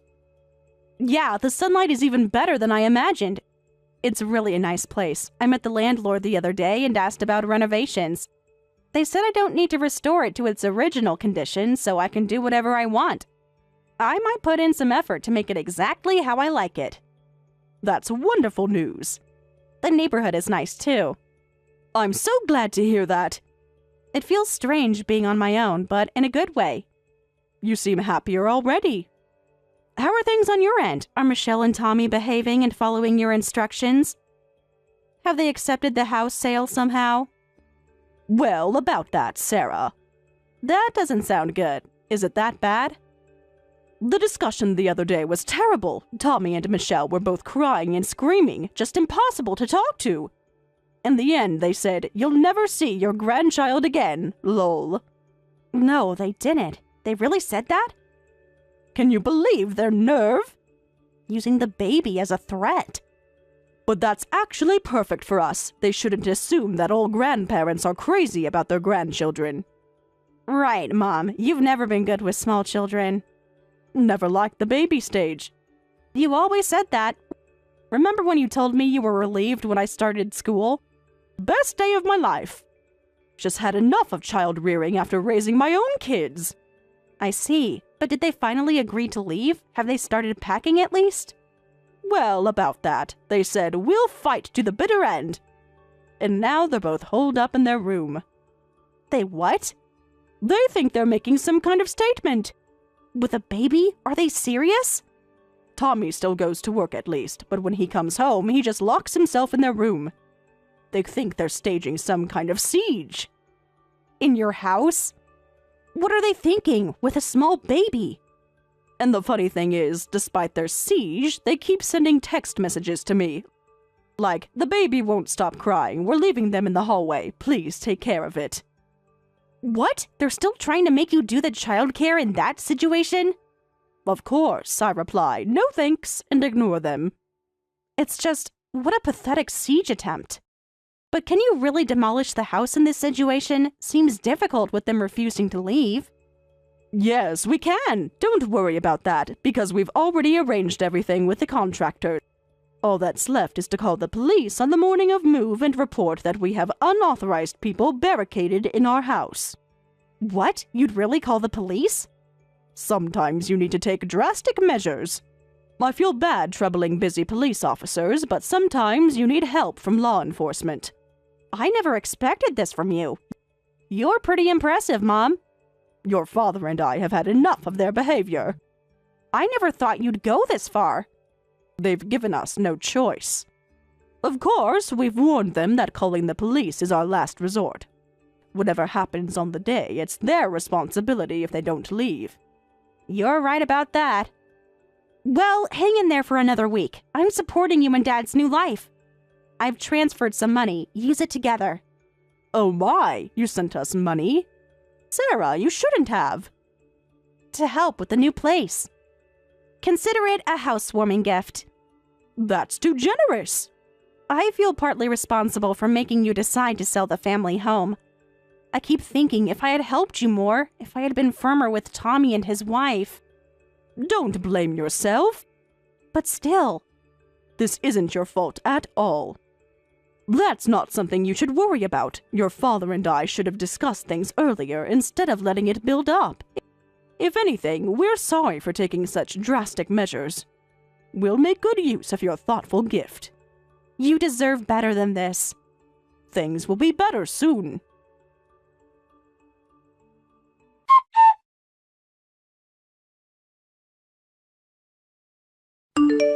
Help! Your parents! They really started demolishing the house!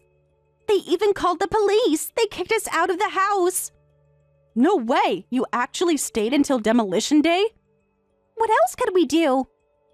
We had nowhere else to go. We were planning to keep living there. Besides, we thought the demolition and sale were just jokes. We never thought they'd actually do it. How could they do this to us? So, you haven't found a new place yet? Of course not. How could we? We've been too busy protesting this injustice. We were fighting for our rights. And your parents are being horrible. They've already decided on their new place. No matter how much we beg, they won't tell us the address. Did you really expect them to? Of course, we're family. Family doesn't take advantage of family. Stop relying on my parents already. You have a small child. Hurry up and find a new place. That's all you can do right now. That's impossible. You don't understand our situation. We have nothing. We got rid of all our furniture and appliances when we canceled our apartment lease. Besides, we don't have enough savings to rent a new place. What? You don't have money? Of course not. Tommy's company is in a slump and his salary was cut. And I quit my job right after getting pregnant. Let me get this straight. And you still tried to move in permanently? It was the perfect plan. We had it all planned out. What plan? Mooching forever? It wasn't mooching. It was family helping family. You need to face reality now. You need to quickly put the baby in daycare and start working. Find a new place, look for daycare, get a job. You have so many things to do. You're so cruel. I absolutely refuse. I wanted to become a full-time housewife. I didn't want to work anymore after having the baby. What? I deserve to be a stay-at-home mom. How exactly do you plan to afford that? Well, if this is how it is, time for our last resort. If we can't rely on your mother, we'll rely on you. Can the three of us, me, Tommy, and the baby, come to your place now? What? Are you kidding? Why are you so shocked? It's perfect. Have you lost your mind? You have space. Of course it's okay, right? I mean, living alone must be lonely for you. After living with family for so long, suddenly living alone must be awful, right? Actually, I'm surprisingly enjoying it. No, you're in denial. You're just trying to convince yourself. Deep down, you must be trembling with loneliness. Being single with no boyfriend is already a lonely life. And now living alone on top of that must be absolutely devastating. You really need to stop. Don't worry, Sarah. You'll have us from now on. We'll save you from loneliness. Even though you'll probably never have children of your own, you'll have our child instead. You can love your nephew like your own child. No. Stop trying to force this on me. Living with you and my brother is impossible, and this whole love your nephew like your own child thing... I see what you're doing. Michelle, you're obviously planning to dump all the childcare on me next. How could you say that? You're so ungrateful. That's better than never being able to raise children. I'm offering to let you experience childcare out of the kindness of my heart. This is something you should be begging for. Excuse me? Your kindness? You should be thanking me. Your kindness is really something else. You're refusing our offer to live together. That means you're abandoning your brother's family. You'll never see your cute nephew again. That's actually fine with me. I don't want to see him anyway. What? How can you be so cruel? I'm not being cruel. And I'm not abandoning my brother's family. I'm just being selective. You see, I don't want to live with parasites. What? What do you mean by that? Are you calling us parasites? Remember when you called me that? That was different. Well, that's exactly what I mean. Isn't that what you call people who leech off others? I don't want to live with such disgusting insects. How dare you say such horrible things? You can't talk to me like this. Oh, you're one to talk. Weren't you the first one to throw around nasty words? You can call others insects all you want, but when it happens to you, you play the victim? Lol, how embarrassing for a grown adult. I'm so angry. You're still single and can't even get married. No boyfriend, never even had a child. Fine then, we don't need to live together. Just give your brother's family some money. What? Seriously? You heard me. Open your wallet. We need help. You really have no shame, do you? That should be fine, right? Otherwise, a baby just a few months old will be homeless. Can you really let that happen? Using your baby again? Well, that's not my fault. Besides, as you so kindly pointed out, I'm just a single person. And with no children, have to live out my old age alone. So I need all that money for preparation, even if it seems like a lot. Ugh, you're heartless. Learn to stand on your own. So, sorry I can't help, but unlike lonely single me, you have a partner. Your husband. Work hard with my brother Tommy. Try to become adults your child won't be ashamed of.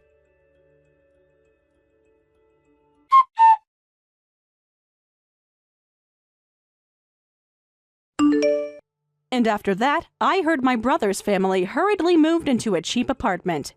However, Michelle, who had been dumping all childcare on my mother, is now exhausted from daily childcare and job hunting.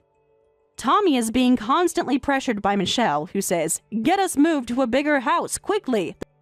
The neighbors are always complaining about the baby being too loud. He's even taken a night shift job at a local convenience store after finishing his regular work. As for my parents who sold the house, I heard they used that money to move to a peaceful seaside town with an ocean view.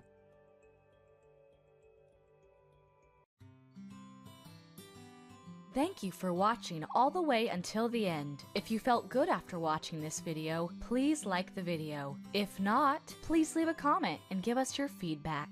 Also, don't forget to subscribe. Your comments and likes help this channel grow. We hope you enjoy our other stories as well.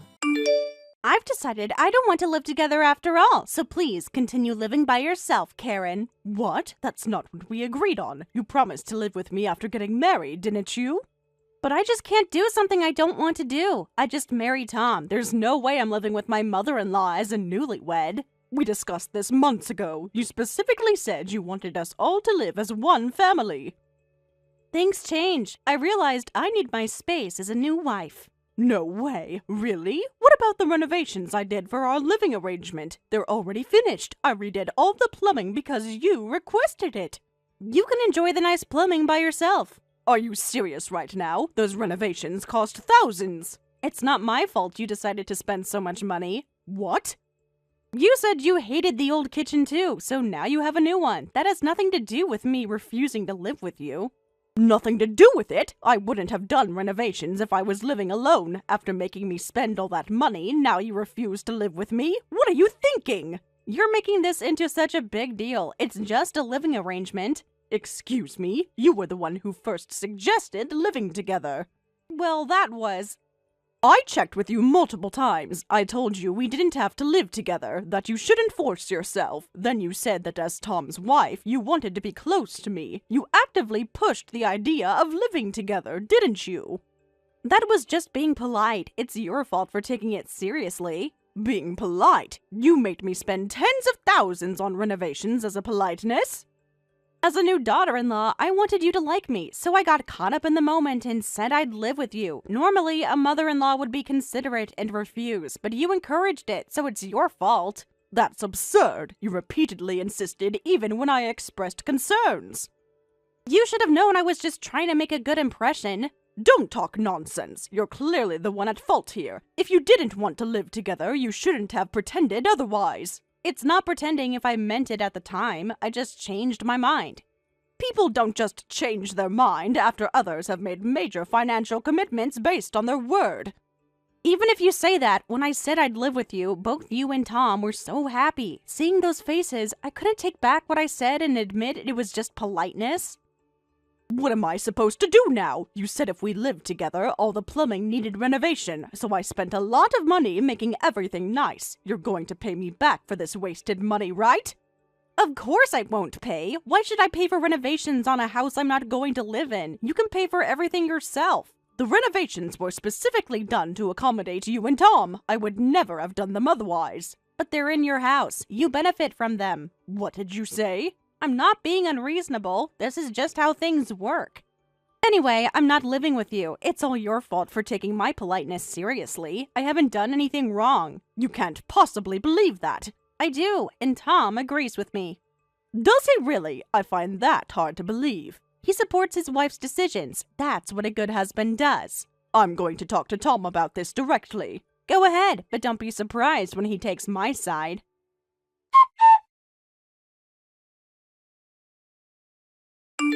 I'm really sorry, Mom. I had no idea Sarah meant the living arrangement as just politeness after you did all those renovations. I'm truly sorry. Sarah is quite a handful. If only she had told us she didn't want to live together before the renovations. I know. I feel terrible about this whole situation. She just sprung this on me this morning. This morning? So you had no idea until today either? I'm really sorry. Actually, I just heard Sarah's true feelings. She says considering our future children, she wants to stay in the city. What? Is Sarah pregnant? No, not yet. Actually, we're planning for children much later. I see. We spent a lot on the wedding, so we want to save up more money before having kids. That's responsible of you. So why the sudden concern about children now? Yeah, basically, she says children are a blessing, so she wants to be prepared for pregnancy any time. She even quit her job. What? I was shocked too. She didn't even discuss it with me first. She quit without talking to you? When did this happen? Just last week, she called me at work and said she'd submitted her resignation letter. That's a major decision to make unilaterally. He apparently has some ideal parenting plan. She wants to stay at home quietly during pregnancy to avoid stress, then be a full-time housewife to always be with the children. She wants to enroll them in famous kindergartens in the city and prepare them for competitive elementary school entrance exams. It's not like I'm against the idea, but I just wish she would have told me. That would be difficult out here. We don't even have elementary schools that require entrance exams. So, living together is impossible. She claims what she said before was just being polite. She's being extremely selfish, but I can't force her to live with us either.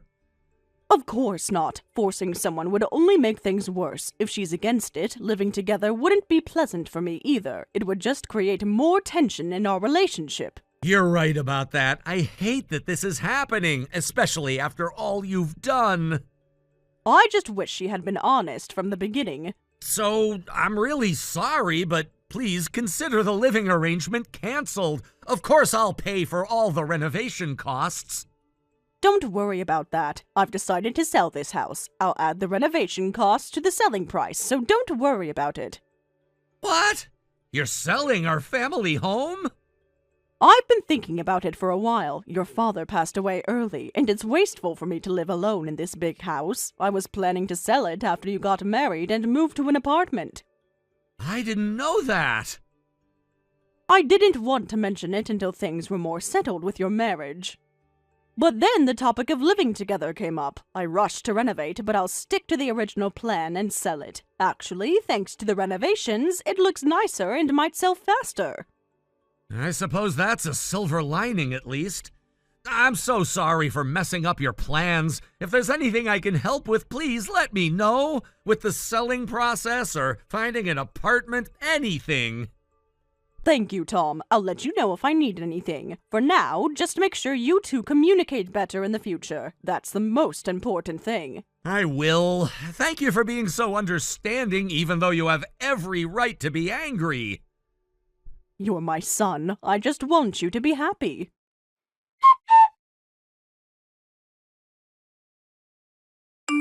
I heard the news. Karen, you bought a huge piece of land with a garden, didn't you? Ma, you're well informed. Yes, I bought a quiet place at the foot of a mountain. That sounds absolutely perfect. I can't believe you kept this a secret. It wasn't a secret. It just wasn't relevant to share. Why didn't you tell us right away? You should inform your son and daughter-in-law about important things like this.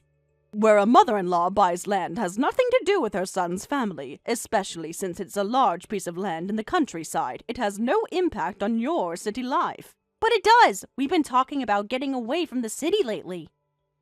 Really? That's quite a change from your previous position. That's not true. A quiet house with a garden in a natural setting. It's like a dream environment and really helps us out. Helps you out? In what way? It's perfect timing, actually. We've been looking for a place like this. Excuse me? Actually, I'm finally pregnant, and when the baby is born, I want to raise them in a spacious house surrounded by nature. Oh, you're pregnant? I'm only 4 weeks along, but we're expecting a healthy baby. That's wonderful news. Thank you. It will be your first grandchild. Yes, I'm really looking forward to it, but you're planning to raise the child here. Didn't you want to raise them in the city and enroll them in famous kindergartens? Oh, I've done so much research since then. City schools are terrible for children's development. That's quite different from what you said 3 years ago. That kind of upbringing is harmful to children. Children need to be raised in natural surroundings where they can develop freely. What? All the latest parenting books say so. Children need fresh air, space to run, and natural materials. This is a complete reversal of your previous plans. In today's world, it's important to nurture a child's individuality. Experiences that develop a child's sensibility are more important than studying. Children raised in natural environments become smarter than those raised in concrete jungles in the city. Well, being in touch with nature is certainly important. Exactly! That's why your new property is perfect for us. For us? What do you mean? For raising my child, of course. Your grandchild deserves the best environment. I'm still not following. So, I'll be counting on you from now on. I've already sent our belongings to your place. You sent them? Are you planning to move in with me? Of course! What else would we do? It's the perfect arrangement. But we never discussed this. I already arranged everything. The moving company is delivering our things tomorrow. Living in a house with a garden where children can play freely is like a dream. I heard the land is quite large, so we might even start a vegetable garden. I hate bugs and getting my hands dirty, but you're used to that kind of thing, right? Please teach my child about the wonders of nature for me. And you're planning to have me help with childcare too? Of course! Grandmothers love taking care of their grandchildren. It's natural. I never agreed to be a full-time babysitter. You'll be able to live with your grandchild, so you must be happy too. I'm fulfilling our once-canceled living arrangement. You should be more excited. Even if you say that, you didn't even consult me about living together, yet you're sending your belongings. There's no problem, right? With such a large piece of land, the house must be fairly spacious. There's plenty of room for your son's family. I'd like to confirm something. Does my son know about this move? Did you two decide to proceed with this plan without my consent? Tom doesn't know anything about it. When I suggested living with you, he refused, so I decided to move forward on my own. What? Tom is so stubborn. We can't live with you, not after I acted so selfishly, he says. He says you'd refuse anyway, so it would be rude to even ask. But how would we know without asking? He was being considerate of me. So, I decided to move on my own. Once I've sent our belongings, you won't be able to refuse, and the living arrangement will proceed as I planned. Oh, how exactly do you plan to live here? Huh?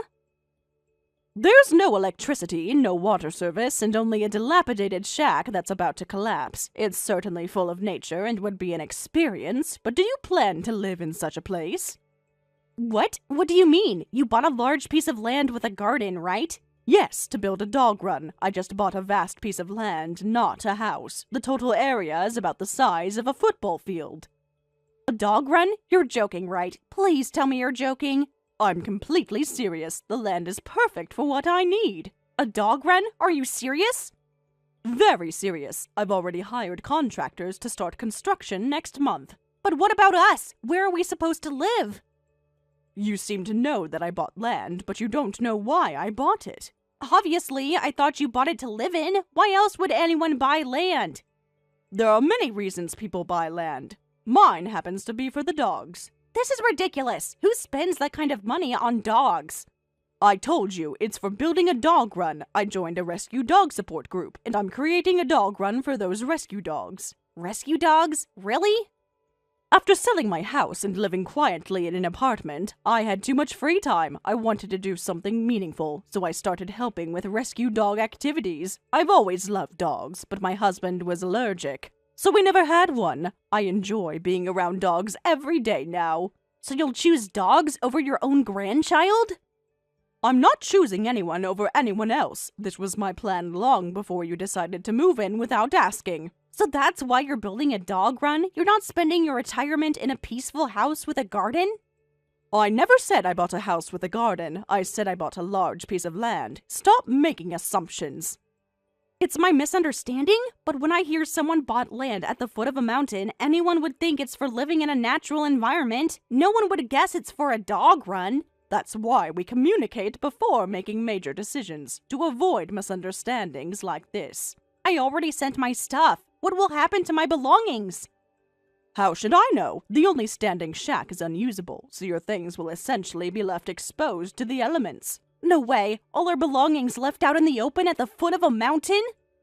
I'm afraid so. There's no secure building there to store anything. But that's thousands of dollars worth of our things, our clothes, everything. There are raccoons and wild boars around. I hope your stuff doesn't get damaged. This is a disaster. Can't you at least build a temporary shelter? Or let us store our things wherever you're living? By the way, I can't keep your belongings. The land is only for the dog run. I don't plan to live there. My apartment is dozens of miles away, and it's too small to store your things. What should I do? I was planning to go there this weekend. I threw away all our furniture, and now where are we supposed to live? Perhaps you could start a minimalist lifestyle. Sit on the floor and eat your meals. What? It might be a wonderful experience. Your baby might grow up to be very smart and efficient. Stop joking around! This isn't the time for jokes! That's my line. Just as I'm about to build a dog run, you send me a bunch of junk. I'll let your stuff stay there for now, but if you don't come pick it up within a week, I'll have to dispose of it. A week? That's impossible! We need at least a month to find a new place. I'm being generous giving you a week. The construction company arrives in 10 days. This can't be happening. What am I supposed to tell Tom? That's between you and him. I suggest you call him right away.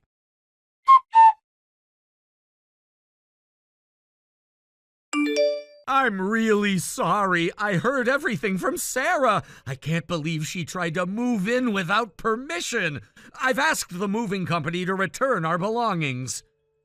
That's good, but are you okay? Sarah made these plans behind your back, too. No, I'm not okay at all. I had no idea she was planning this.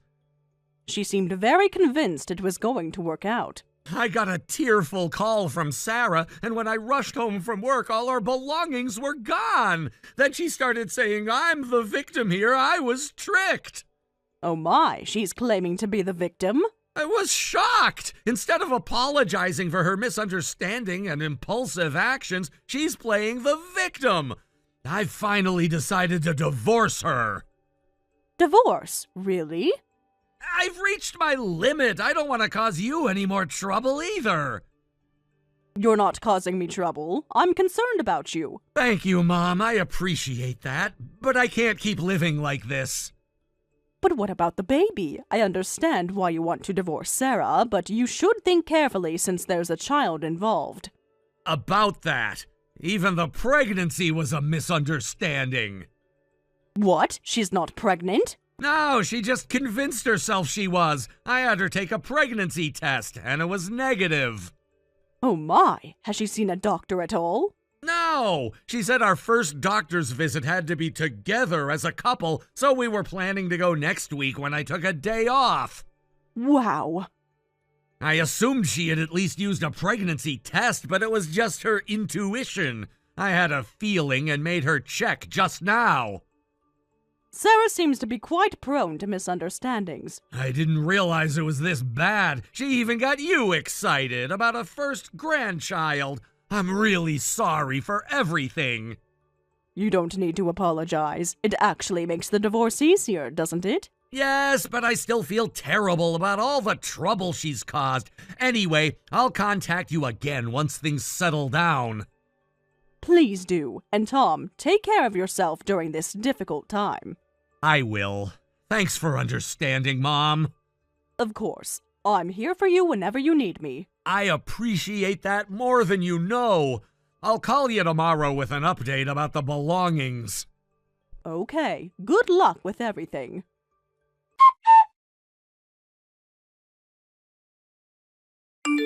Please help me. Tom told me he wants a divorce, but I don't want to divorce. Please tell him to reconsider. Why are you contacting me about this? This is between you and Tom. Because he listens to you. You could convince him to stay with me. I refuse. I fully support the divorce. What? Really? Yes, really. Tom deserves better than this. How can you say that? I'm your daughter-in-law. First, you cancel living together, then suddenly decide you want to live together. I'm tired of such a selfish, spoiled daughter-in-law. I feel sorry for my son who gets dragged into this. Divorce him quickly. But we can work through this. It was just a misunderstanding. This goes far beyond a simple misunderstanding. No way. I finally married Tom. I married an elite man working for a major company in the city. If we divorce, I won't be able to live as a successful housewife. Is that all you care about? His status and income? Is that the only reason why you don't want a divorce? What's wrong with that? If I get divorced, I'll just be unemployed. Well, would you like to join the rescue dog activities? We have a partnership with a rescue dog cafe that's short-staffed. They pay minimum wage for part-time work.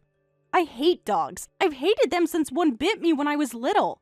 My goodness, I've never met someone I have so little in common with. You lack common sense, your preferences are different, you're the complete opposite of me. It seems I can't help you, so goodbye. Wait, you can't just abandon me like this. I'm not abandoning anyone. This conversation is simply over. But where am I supposed to go? What am I supposed to do? That's something you should have considered before making all these rash decisions. What? That's it? You're ending it just like that? Yes, this discussion isn't productive. But I need your help. You have to talk to Tom for me. I'm kind to rescue dogs, but I can't be kind to stupid monkeys. Stupid monkeys? Did you just call me that? If the shoe fits. I can't believe you'd insult me like this, after everything I've done for this family. And what exactly have you done for this family? I've made Tom happy. Have you? Because he seems quite unhappy at the moment. That's temporary. We were perfect together before all this. Anyway, this is goodbye. Be careful about your misunderstandings in the future, and good luck. You're just going to abandon me? What kind of mother-in-law are you? One who's no longer your mother-in-law. Goodbye, Sarah. This isn't over. I'll make Tom change his mind. Good luck with that.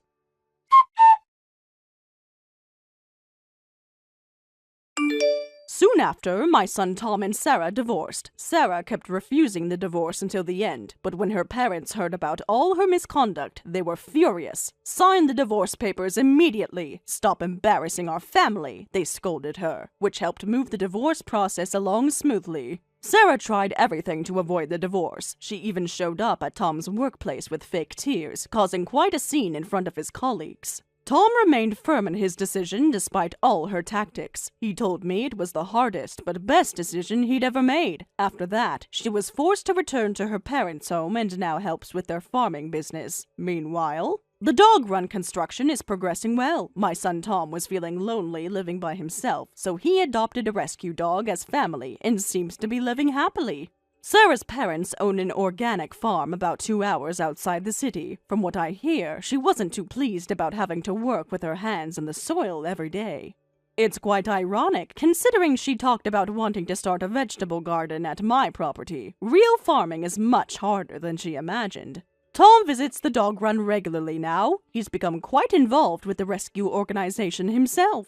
It's been wonderful seeing him find purpose after all the turmoil. The dog he adopted is a sweet border collie mix named Max. They're inseparable these days. As for me, the dog run has become more successful than I ever imagined. We now work with 5 different rescue organizations and have helped rehabilitate over 30 dogs in our first year. Tom has started dating again recently. He's taking things slowly, but the woman he's seeing seems kind and level-headed. Quite the opposite of Sarah. She works at a veterinary clinic and volunteers at our dog run on weekends. They actually met when she brought in a rescued puppy. Tom and I are closer than ever now. We've learned the importance of direct communication and not making assumptions. A valuable lesson from this whole experience. I suppose I should thank Sarah in a way. If she hadn't pulled that final stunt, Tom might have remained in an unhealthy marriage much longer.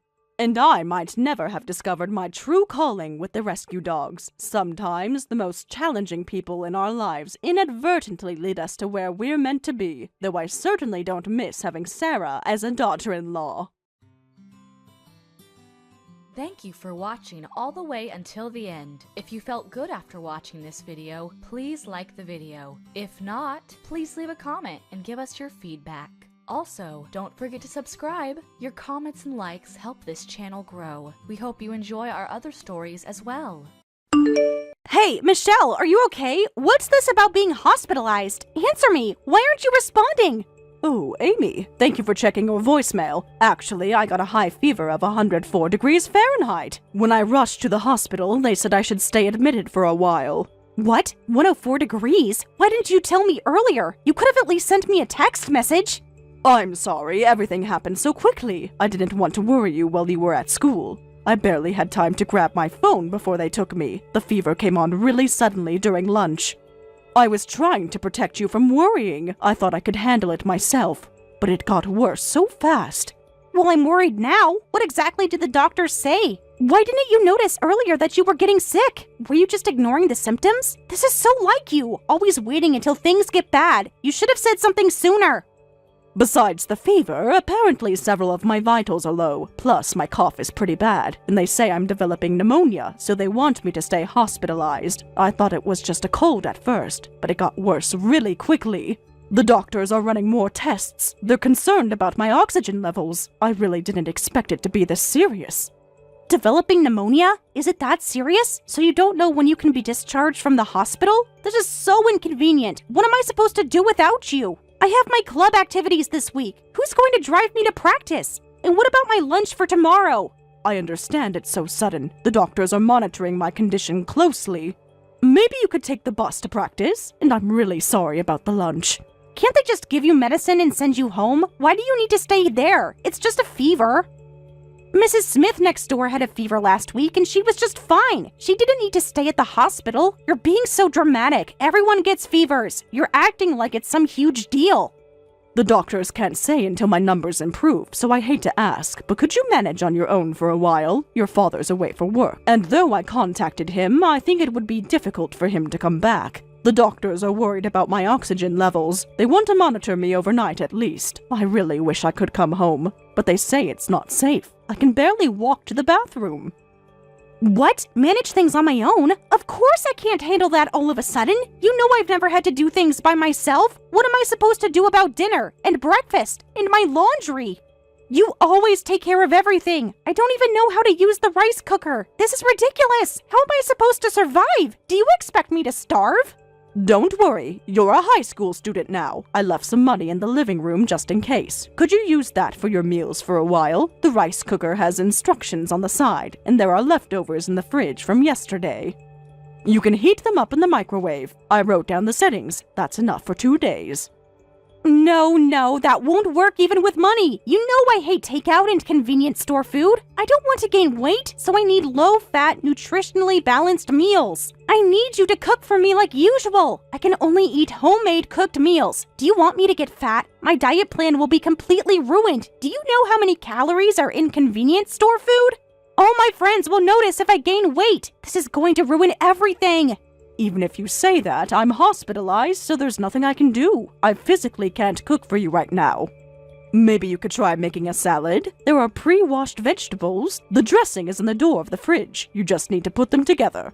Then just leave the hospital. It's just a fever. You're being too dramatic. Come home right now. You're probably just laying there watching TV anyway. The hospital is boring, right? You'd be more comfortable at home. Stop being so selfish. Think about someone else for once. What kind of mother abandons their child? Are you enjoying your little vacation there? Must be nice to just lay around all day while I'm suffering here. What? When I'm developing pneumonia? The doctors say I need to stay. My oxygen levels aren't good. They've hooked me up to monitors. I can barely breathe on my own. Please try to understand my condition. You always overreact about your health. Remember when you thought you had the flu but it was just a cold? Remember that time you thought you sprained your ankle? It wasn't even swollen. You're such a hypochondriac. Remember the time you went to the doctor for a headache and it was just stress? You're always making things seem worse than they are. Always running to the doctor for nothing. Always making everyone worry for no reason. This is just like all those other times. No, this time it's different, Amy. The doctors are very concerned. They've done several tests. This isn't like those other times. The x-rays show fluid in my lungs. My blood oxygen is dangerously low. They're talking about more aggressive treatment. It's fine. Pneumonia is an old person's disease anyway. There's no way someone young like you would get it. Only grandparents get pneumonia. Besides, my friend's mom had pneumonia and she still cooked for her family. She didn't abandon her children. She's a real mom. She pushed through it. She didn't make excuses. She put her family first. Young people can get pneumonia too. Plus, my cough is really bad and I don't want it to get worse. You want me to leave the hospital just to cook when I have a 104-degree fever? I can barely stand up. The nurses are monitoring me constantly. But you're messaging by text right now. If you can move enough to do that with a 104-degree fever, there's no problem. Texting takes more energy than cooking. If you can type, you can cook. You're probably just lying in bed all day doing nothing anyway. Must be nice to have a vacation. Huh? Besides, my normal temperature is 98.6 degrees Fahrenheit. So 104 degrees is only like 5.4 degrees increase. You're making such a big deal over 5 degrees. My normal temperature is 93.2 degrees Fahrenheit. Stop being so weak. You're just being lazy. A real mother wouldn't let a little fever stop her. Whatever, just discharge yourself and come home. There's not just cooking, but cleaning and laundry too. Lots to do. It's all part of your job as a housewife. Don't slack off just because of a fever. The house is getting messy. My uniform needs ironing. The bathroom needs cleaning. But I'm feeling so ill. I can barely breathe properly. I can't believe you're abandoning me like this. What kind of mother just leaves their child alone? A proper mother would never do this. But that's it! 0 points! This attention-seeking about being sick is super annoying. That's 0 points for making unacceptable comments as my mother. What? I mean, a grown adult who can't even manage their own health? It's unbelievable when you're supposed to be taking care of me. How can you take care of me if you can't take care of yourself? This is totally unprofessional. A real mother would push through this, but I guess I shouldn't expect that much from you. You're failing at the basics. Even if you come home now, you're getting 0 points for this week, Michelle. Your score is just dropping every minute. You'll never recover from this. Amy, what exactly are these points you keep mentioning? I don't understand. What do you mean by 0 points? Isn't it obvious? They're your points as a mother. Dad told me to send him scores about you. He wants regular reports. He needs to know how you're doing as a mother. I've been keeping track of everything you do, or don't do in this case. Every little thing gets scored. Every meal, every chore. I keep detailed notes. Dad reads everything. What? Your father asked you to do this? To grade me? To spy on me? All this time? Dad asked me before he left for his work assignment. He wanted me to tell him how things were going with you every week. So I've been scoring you and letting him know. Every single detail gets reported. Nothing escapes my attention. Everything all goes in the report. Every single mistake. Wait a minute. This is the first I'm hearing of this. Kevin never mentioned anything about this. When did he ask you to do this? Why wouldn't he tell me? How long has this been going on? Of course he hasn't mentioned this to you. That's the whole point of monitoring you. It wouldn't work if you knew about it. How else would we know if you're being a proper mother? I keep track of everything. Meals, cleaning, laundry, shopping, everything gets documented. You've been doing this behind my back this whole time? All this time, everything I did was being scored? Every day? For how long? Well, I can understand why Dad would worry. After all, you're just my stepmom. He wants to know if there's any trouble between us while he's gone. He needs to make sure you're treating me right. Can't trust a stepmom completely, right?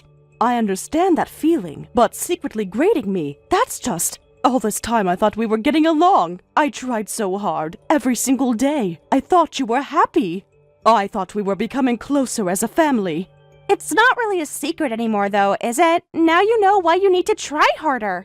Maybe this will motivate you. You should be thanking me for helping you improve. This is for your own good. How else will you learn to be a proper mother? I'm doing you a favor, really. Now you know where you're failing. Oh my, but I never thought you'd actually score a 0, though. You're practically failing as a mother. When he sees this evaluation, he might even bring up divorce. You should be more careful. Dad takes these scores very seriously. He might even start looking for a better wife. What did you say? A divorce? Just because I'm sick and hospitalized? Dad really looks into these reports. He always asks for details. He reads every single word. He's probably already disappointed in you. If only I had my real mom! She definitely wouldn't get hospitalized even with a fever. She'd only do perfect 100-point mother actions. But since I only have a fake mom, of course she'd slack off and get hospitalized instead of taking care of me. My real mom would never let me down, unlike some people. Please don't say such cruel things, Amy. I'm not getting hospitalized because I want to slack off. I'm staying in the hospital because the doctor says my condition is serious enough to require it. So you're prioritizing what the doctor says over what I say? So my words are worth less than a doctor's? That's another 0-point statement as a mother. A good mother would prioritize her child's needs above everything else. What? Oh dear, poor unloved me. I might become depressed and turn into a shut-in. I wonder if someone who isn't even loved by their stepmom has any value in life. Amy, please don't say such a thing. Everyone at school will know how you abandoned me. Is that what you want? If you were entrusted with taking care of me, then fulfill your role properly. If you want to be my mother, get out of the hospital and make my dinner. Otherwise, I'm really going to send Dad that 0-point evaluation. I'm going to tell him everything about how you chose the hospital over me, how you left me all alone to starve. I bet he'll be really disappointed in you. Michelle, are you feeling okay? I just got a call from the hospital too. Don't worry about things at home, just focus on getting rest first. Doctor said your condition is serious. He said your oxygen levels are concerning. Why didn't you tell me sooner? I've been so worried since I got the call. Why didn't Amy tell me how bad it was? I would have come home immediately. Are you sure? With me in the hospital, Amy will be alone by herself. She's already upset about me being here hospitalized. She says I'm abandoning her. She's been sending me angry messages. She needs someone there. I feel so guilty about that. It's not a big deal. Amy's in high school now. She can definitely manage living alone. She's old enough to take care of herself. I was already cooking for myself at her age. Who knows how to use the microwave, and there's plenty of food delivery services these days. There's even money in the emergency fund. She'll be fine for a few days. She needs to learn independence anyway. It might be a good opportunity for her. So stop worrying about her and focus on yourself. But doesn't that make me a failure as a mother? Will I get divorced for scoring 0 points as a mother? What do you mean? Points for what? And divorce? What are you talking about, Michelle? A mother who can't even manage her health and ends up hospitalized. I guess neither Amy nor you need someone like me. Someone who can't even stay healthy. Who gets 0 points as a mother. Maybe Amy's right about everything. I'm just not good enough. I keep trying, but I always fail. Michelle, you're scaring me. What's this about points, and what does that have to do with a divorce? Where's all this coming from? Has Amy been saying strange things? Tell me exactly what's happening. What has she been telling you? You're not making any sense. Amy told me everything. You're having her grade me behind my back, aren't you? Having her secretly score how well I'm doing as a mother. Frankly, I find it really disgusting. How could you do this to me? All this time, every little thing I did was being judged. Every meal I cooked, every chore I did, everything was being scored and reported to you, like I was some kind of servant, being evaluated without knowing. How could you be so cruel? What? Wait, this is a misunderstanding, Michelle. I never asked Amy to do anything like that. Please don't misunderstand. I would never do that to you. I trust you completely. Where is this coming from? Did Amy say something to you? What exactly did she tell you? Because this isn't true at all. I would never spy on you. I would never grade you. You're my wife, not an employee. I love and respect you. What's there to misunderstand? Amy said she sends evaluations to you every week, and that it was on your instructions. She said you asked her to do this before you left. She's been scoring everything, reading every report, saying that you take it very seriously, that you're disappointed in me and might want a divorce, that I'm failing as a wife and mother. What? It's all a misunderstanding, Michelle. I never asked her to do anything like that. Amy's been setting scores completely on her own. I would never do something so cruel to you. I would never spy on you like that. I love you and trust you completely. Really? Before I left, I just asked her to keep me updated on how things were going. Amy's in high school and she probably wouldn't contact me unless she needed something, right? But as a father working away from home, that made me sad. So I just asked her to let me know how things were going once a week. I never told her to strictly check and grade you. So Amy misunderstood on her own? I thought she was just joking around. Figured she was playing pretend as some kind of judge. I had no idea Amy was taking it this way. Amy made this all up. I'm so sorry she did this to you. We need to talk to her about this. This has to stop immediately. So I won't get divorced even if Amy gives me 0 points for being hospitalized? Of course not. Amy's always been strict for her checks, but I thought you were doing a great job. That's why I always replied to Amy saying Michelle deserved 100 points for working so hard. Kevin. I'm sorry Amy made you worry about so many things. You're already not feeling well, and this must have made you feel even worse. Yes, it did. I was really torn between divorce and hospitalization. Please stay in the hospital and rest without worrying. I'll talk to Amy. I'll even take some time off work and come back for a while. Really? I'll have a proper talk with Amy while you're in the hospital. I'll make sure you can live comfortably at home after you're discharged. So please focus on your treatment. Hey, Michelle, it's already nighttime. I'm hungry. When are you going to come home? I've been waiting for hours. I'm so hungry that my stomach is growling. The fridge is totally empty except for some vegetables. There's nothing good to eat. I can't eat vegetables for dinner. That's not a proper meal. You know I need protein. How am I supposed to maintain my figure? What kind of mother leaves an empty fridge? Are you trying to starve me? This is what you call neglect, you know. Unfortunately, I won't be coming home for a while. I've decided to stay in the hospital after all. The doctors say I need to stay. My condition hasn't improved enough. They're still monitoring my oxygen. The test results aren't good. I continue to need proper medical care here at the hospital. Huh? What? You can't be serious. Stop joking around. I'm actually starving here. This isn't funny anymore. I need real food. Come home right now. Stop being so selfish. Think about me for once. I'm sorry, but you'll need to manage food and daily life on your own. You can order delivery or make something simple. There are cooking videos online. The microwave instructions are on the fridge. You're old enough to do this on your own now. You're just a stepmom. Do you think you can get away with that? If you really won't come home, I'm seriously going to send Dad that 0-point evaluation. I've been working on it all afternoon. I already drafted the message to him. Should I send it now? I wrote about how you're refusing to cook for your hungry daughter, how you abandoned me, how you're choosing the hospital over your family, how you're neglecting your duties, how you're being lazy, how you're failing as a mother, all of that. Whatever, do as you like, but I'm definitely staying in the hospital. I need to focus on getting better. The doctors say it's important. My health has to come first right now. I can't risk getting worse. The pneumonia is serious. A useless mother who abandons her daughter to go to the hospital. I don't need you anymore. I'll make Dad divorce you, so just disappear. If you're going to the hospital, don't ever come back to this house. There you go with divorce again. I'm just going to the hospital because I'm sick. You really don't want to get divorced, right, Michelle? Even though Dad has a kid from his previous marriage, he works for a big company and has money. Even I can see that Dad is handsome, so you don't want to let go of a husband like that. So you know what you need to do, right? Amy.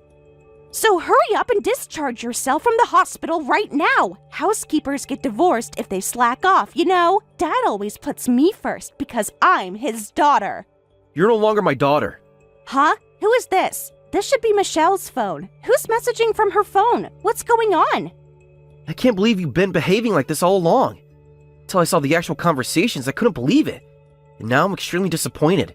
I've read everything you sent to Michelle, every single message, every threat you made. Just everything. Wait, huh? Dad? Is that you? But why? I was talking to Michelle. Why do you have her phone? When did you get here? Are you at the hospital with her? Nobody told me you were coming. What's happening? I came back urgently from my work assignment. When I heard my beloved wife had collapsed, I just couldn't keep working. I took the first flight I could get. I've been at the hospital for hours, reading every text, seeing how you've treated her, every cruel message. Dad, that woman isn't worth your love. She's trying to get hospitalized and abandon me. It's totally unacceptable to slack off from taking care of me just because of a mere fever. You should tell her off too. You know how important my routine is. She's not doing her job. She's not good enough for our family. You deserve better than her. It's not necessary, Amy. I've already arranged a new home for you. So don't worry about what comes next. Everything has been taken care of. The apartment is ready. Everything is set up for you to live there. What? A new home? Oh, Dad, you're amazing! And you've already found a new wife? I knew it! You'd already figured out what a useless mother Michelle is! I knew you'd understand! You always know what's best! What are you talking about, Amy? You You'll be living in the newly arranged house all alone. Just you, by yourself. No new wife, no housekeeper. No one to take care of you. You'll learn to be independent, starting tomorrow. Huh? Just me? What do you mean all alone? You can't be serious. This is a joke, right? You wouldn't do this to me. I'm your own daughter. I'm not divorcing Michelle, and there's no new wife. You're going to live alone in the apartment I've arranged. You'll do all the cooking, laundry, and cleaning all by yourself from now on. What? Wait a minute. What do you mean that I'm suddenly living alone? You can't do this. This isn't funny, Dad. I'm only in high school. You can't just throw me out. Your father works for a big company and has money, right? You can easily arrange an apartment for my daughter to live alone. It comes fully furnished with appliances so you can move in right away. Pack your things and get moving. Isn't that what you kept telling Michelle? About how successful I am? About my money? The moving company will be there tomorrow morning, 8 a.m. sharp. Don't make them wait. Just wait a minute. First, explain properly. Why do I have to live alone? I can't live by myself. I don't know how to do anything. Who's going to take care of me? You can't do this. I'm your daughter. I'm doing this because Michelle doesn't need you. Huh? What are you saying? She doesn't need an ungrateful daughter. Michelle didn't marry me for this. She doesn't have to forgive everything you say just because she's your mother. Amy, live alone for a while. It's for your re-education. It's time you learn some responsibility. Time you understood what it means to take care of yourself. Maybe then you'll appreciate what others do for you. No, this makes no sense at all. What do you mean Michelle doesn't need me? Michelle is your wife and my stepmom. Taking care of me is her job. This is so infuriating. You can't just throw me away like this. I'm your daughter. Amy, isn't that what you said to Michelle? That you don't need her and she should leave? Did you say to others what you couldn't stand being said to yourself? How does that feel? To be the one who's not needed. To be the one who's told to leave. Well, But that was different. I was just upset. I didn't mean it like that. You can't punish me for that. I've seen all your conversations. How dare you act so high and mighty after all she's done for you? Thanks to your strict grading, I know how hard Michelle's been working. Every single report showed her dedication. Even your complaints prove how much she did for you. 3 meals a day, perfect lunches every day, clean uniforms, everything you demanded.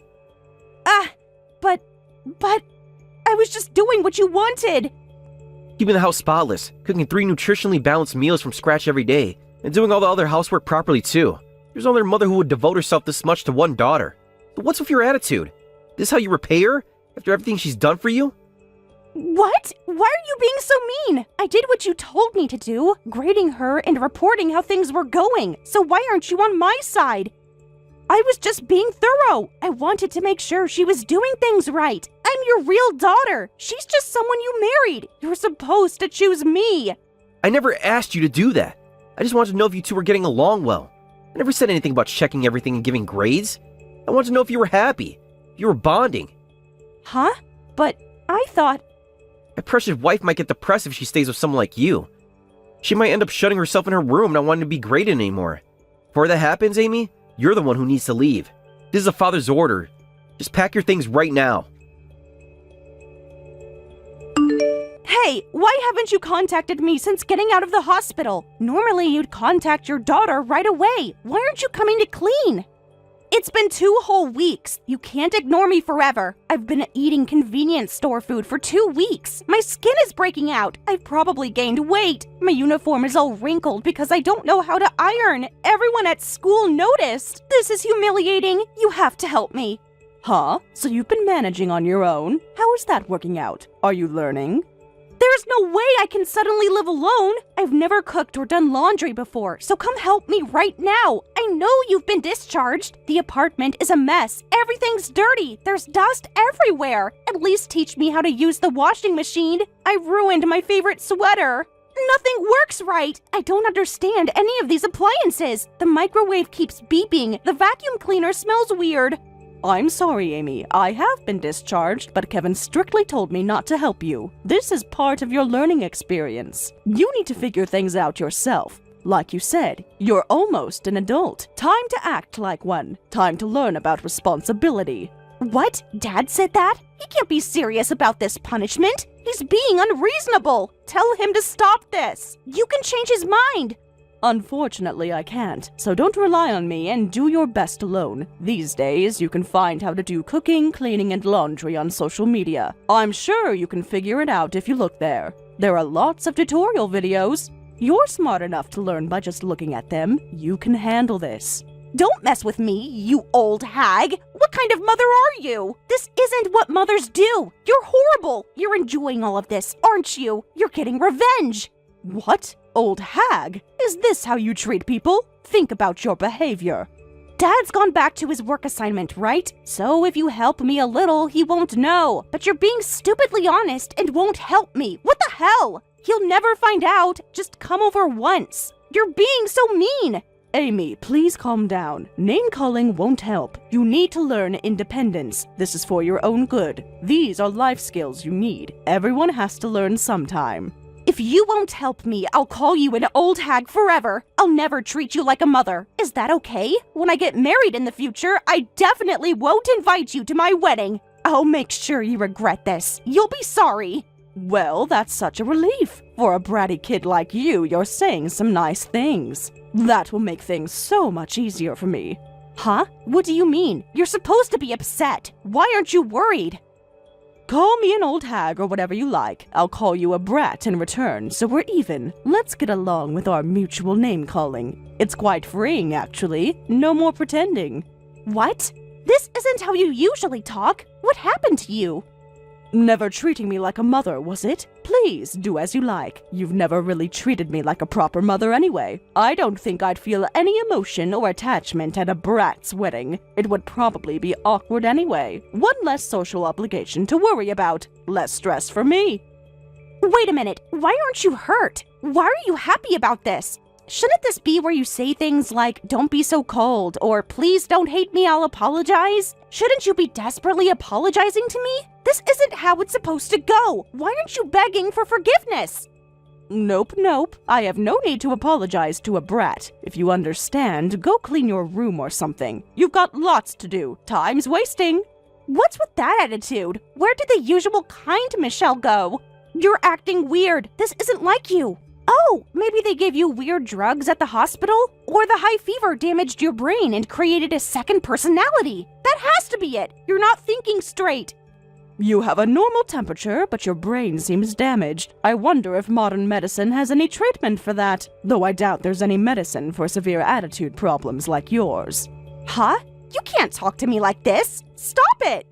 The usual kind me is gone. Kevin told me don't push yourself anymore, so I've decided not to push myself and just say what I want to say. No more pretending to be perfect. I should have done this sooner. Much sooner. So that's why you're calling me a brat? What kind of mother talks like that? How can an adult say such things to a child? I don't want to hear that from someone who called me an old hag. High school students are practically adults already. Fix yourself before criticizing others, you brat.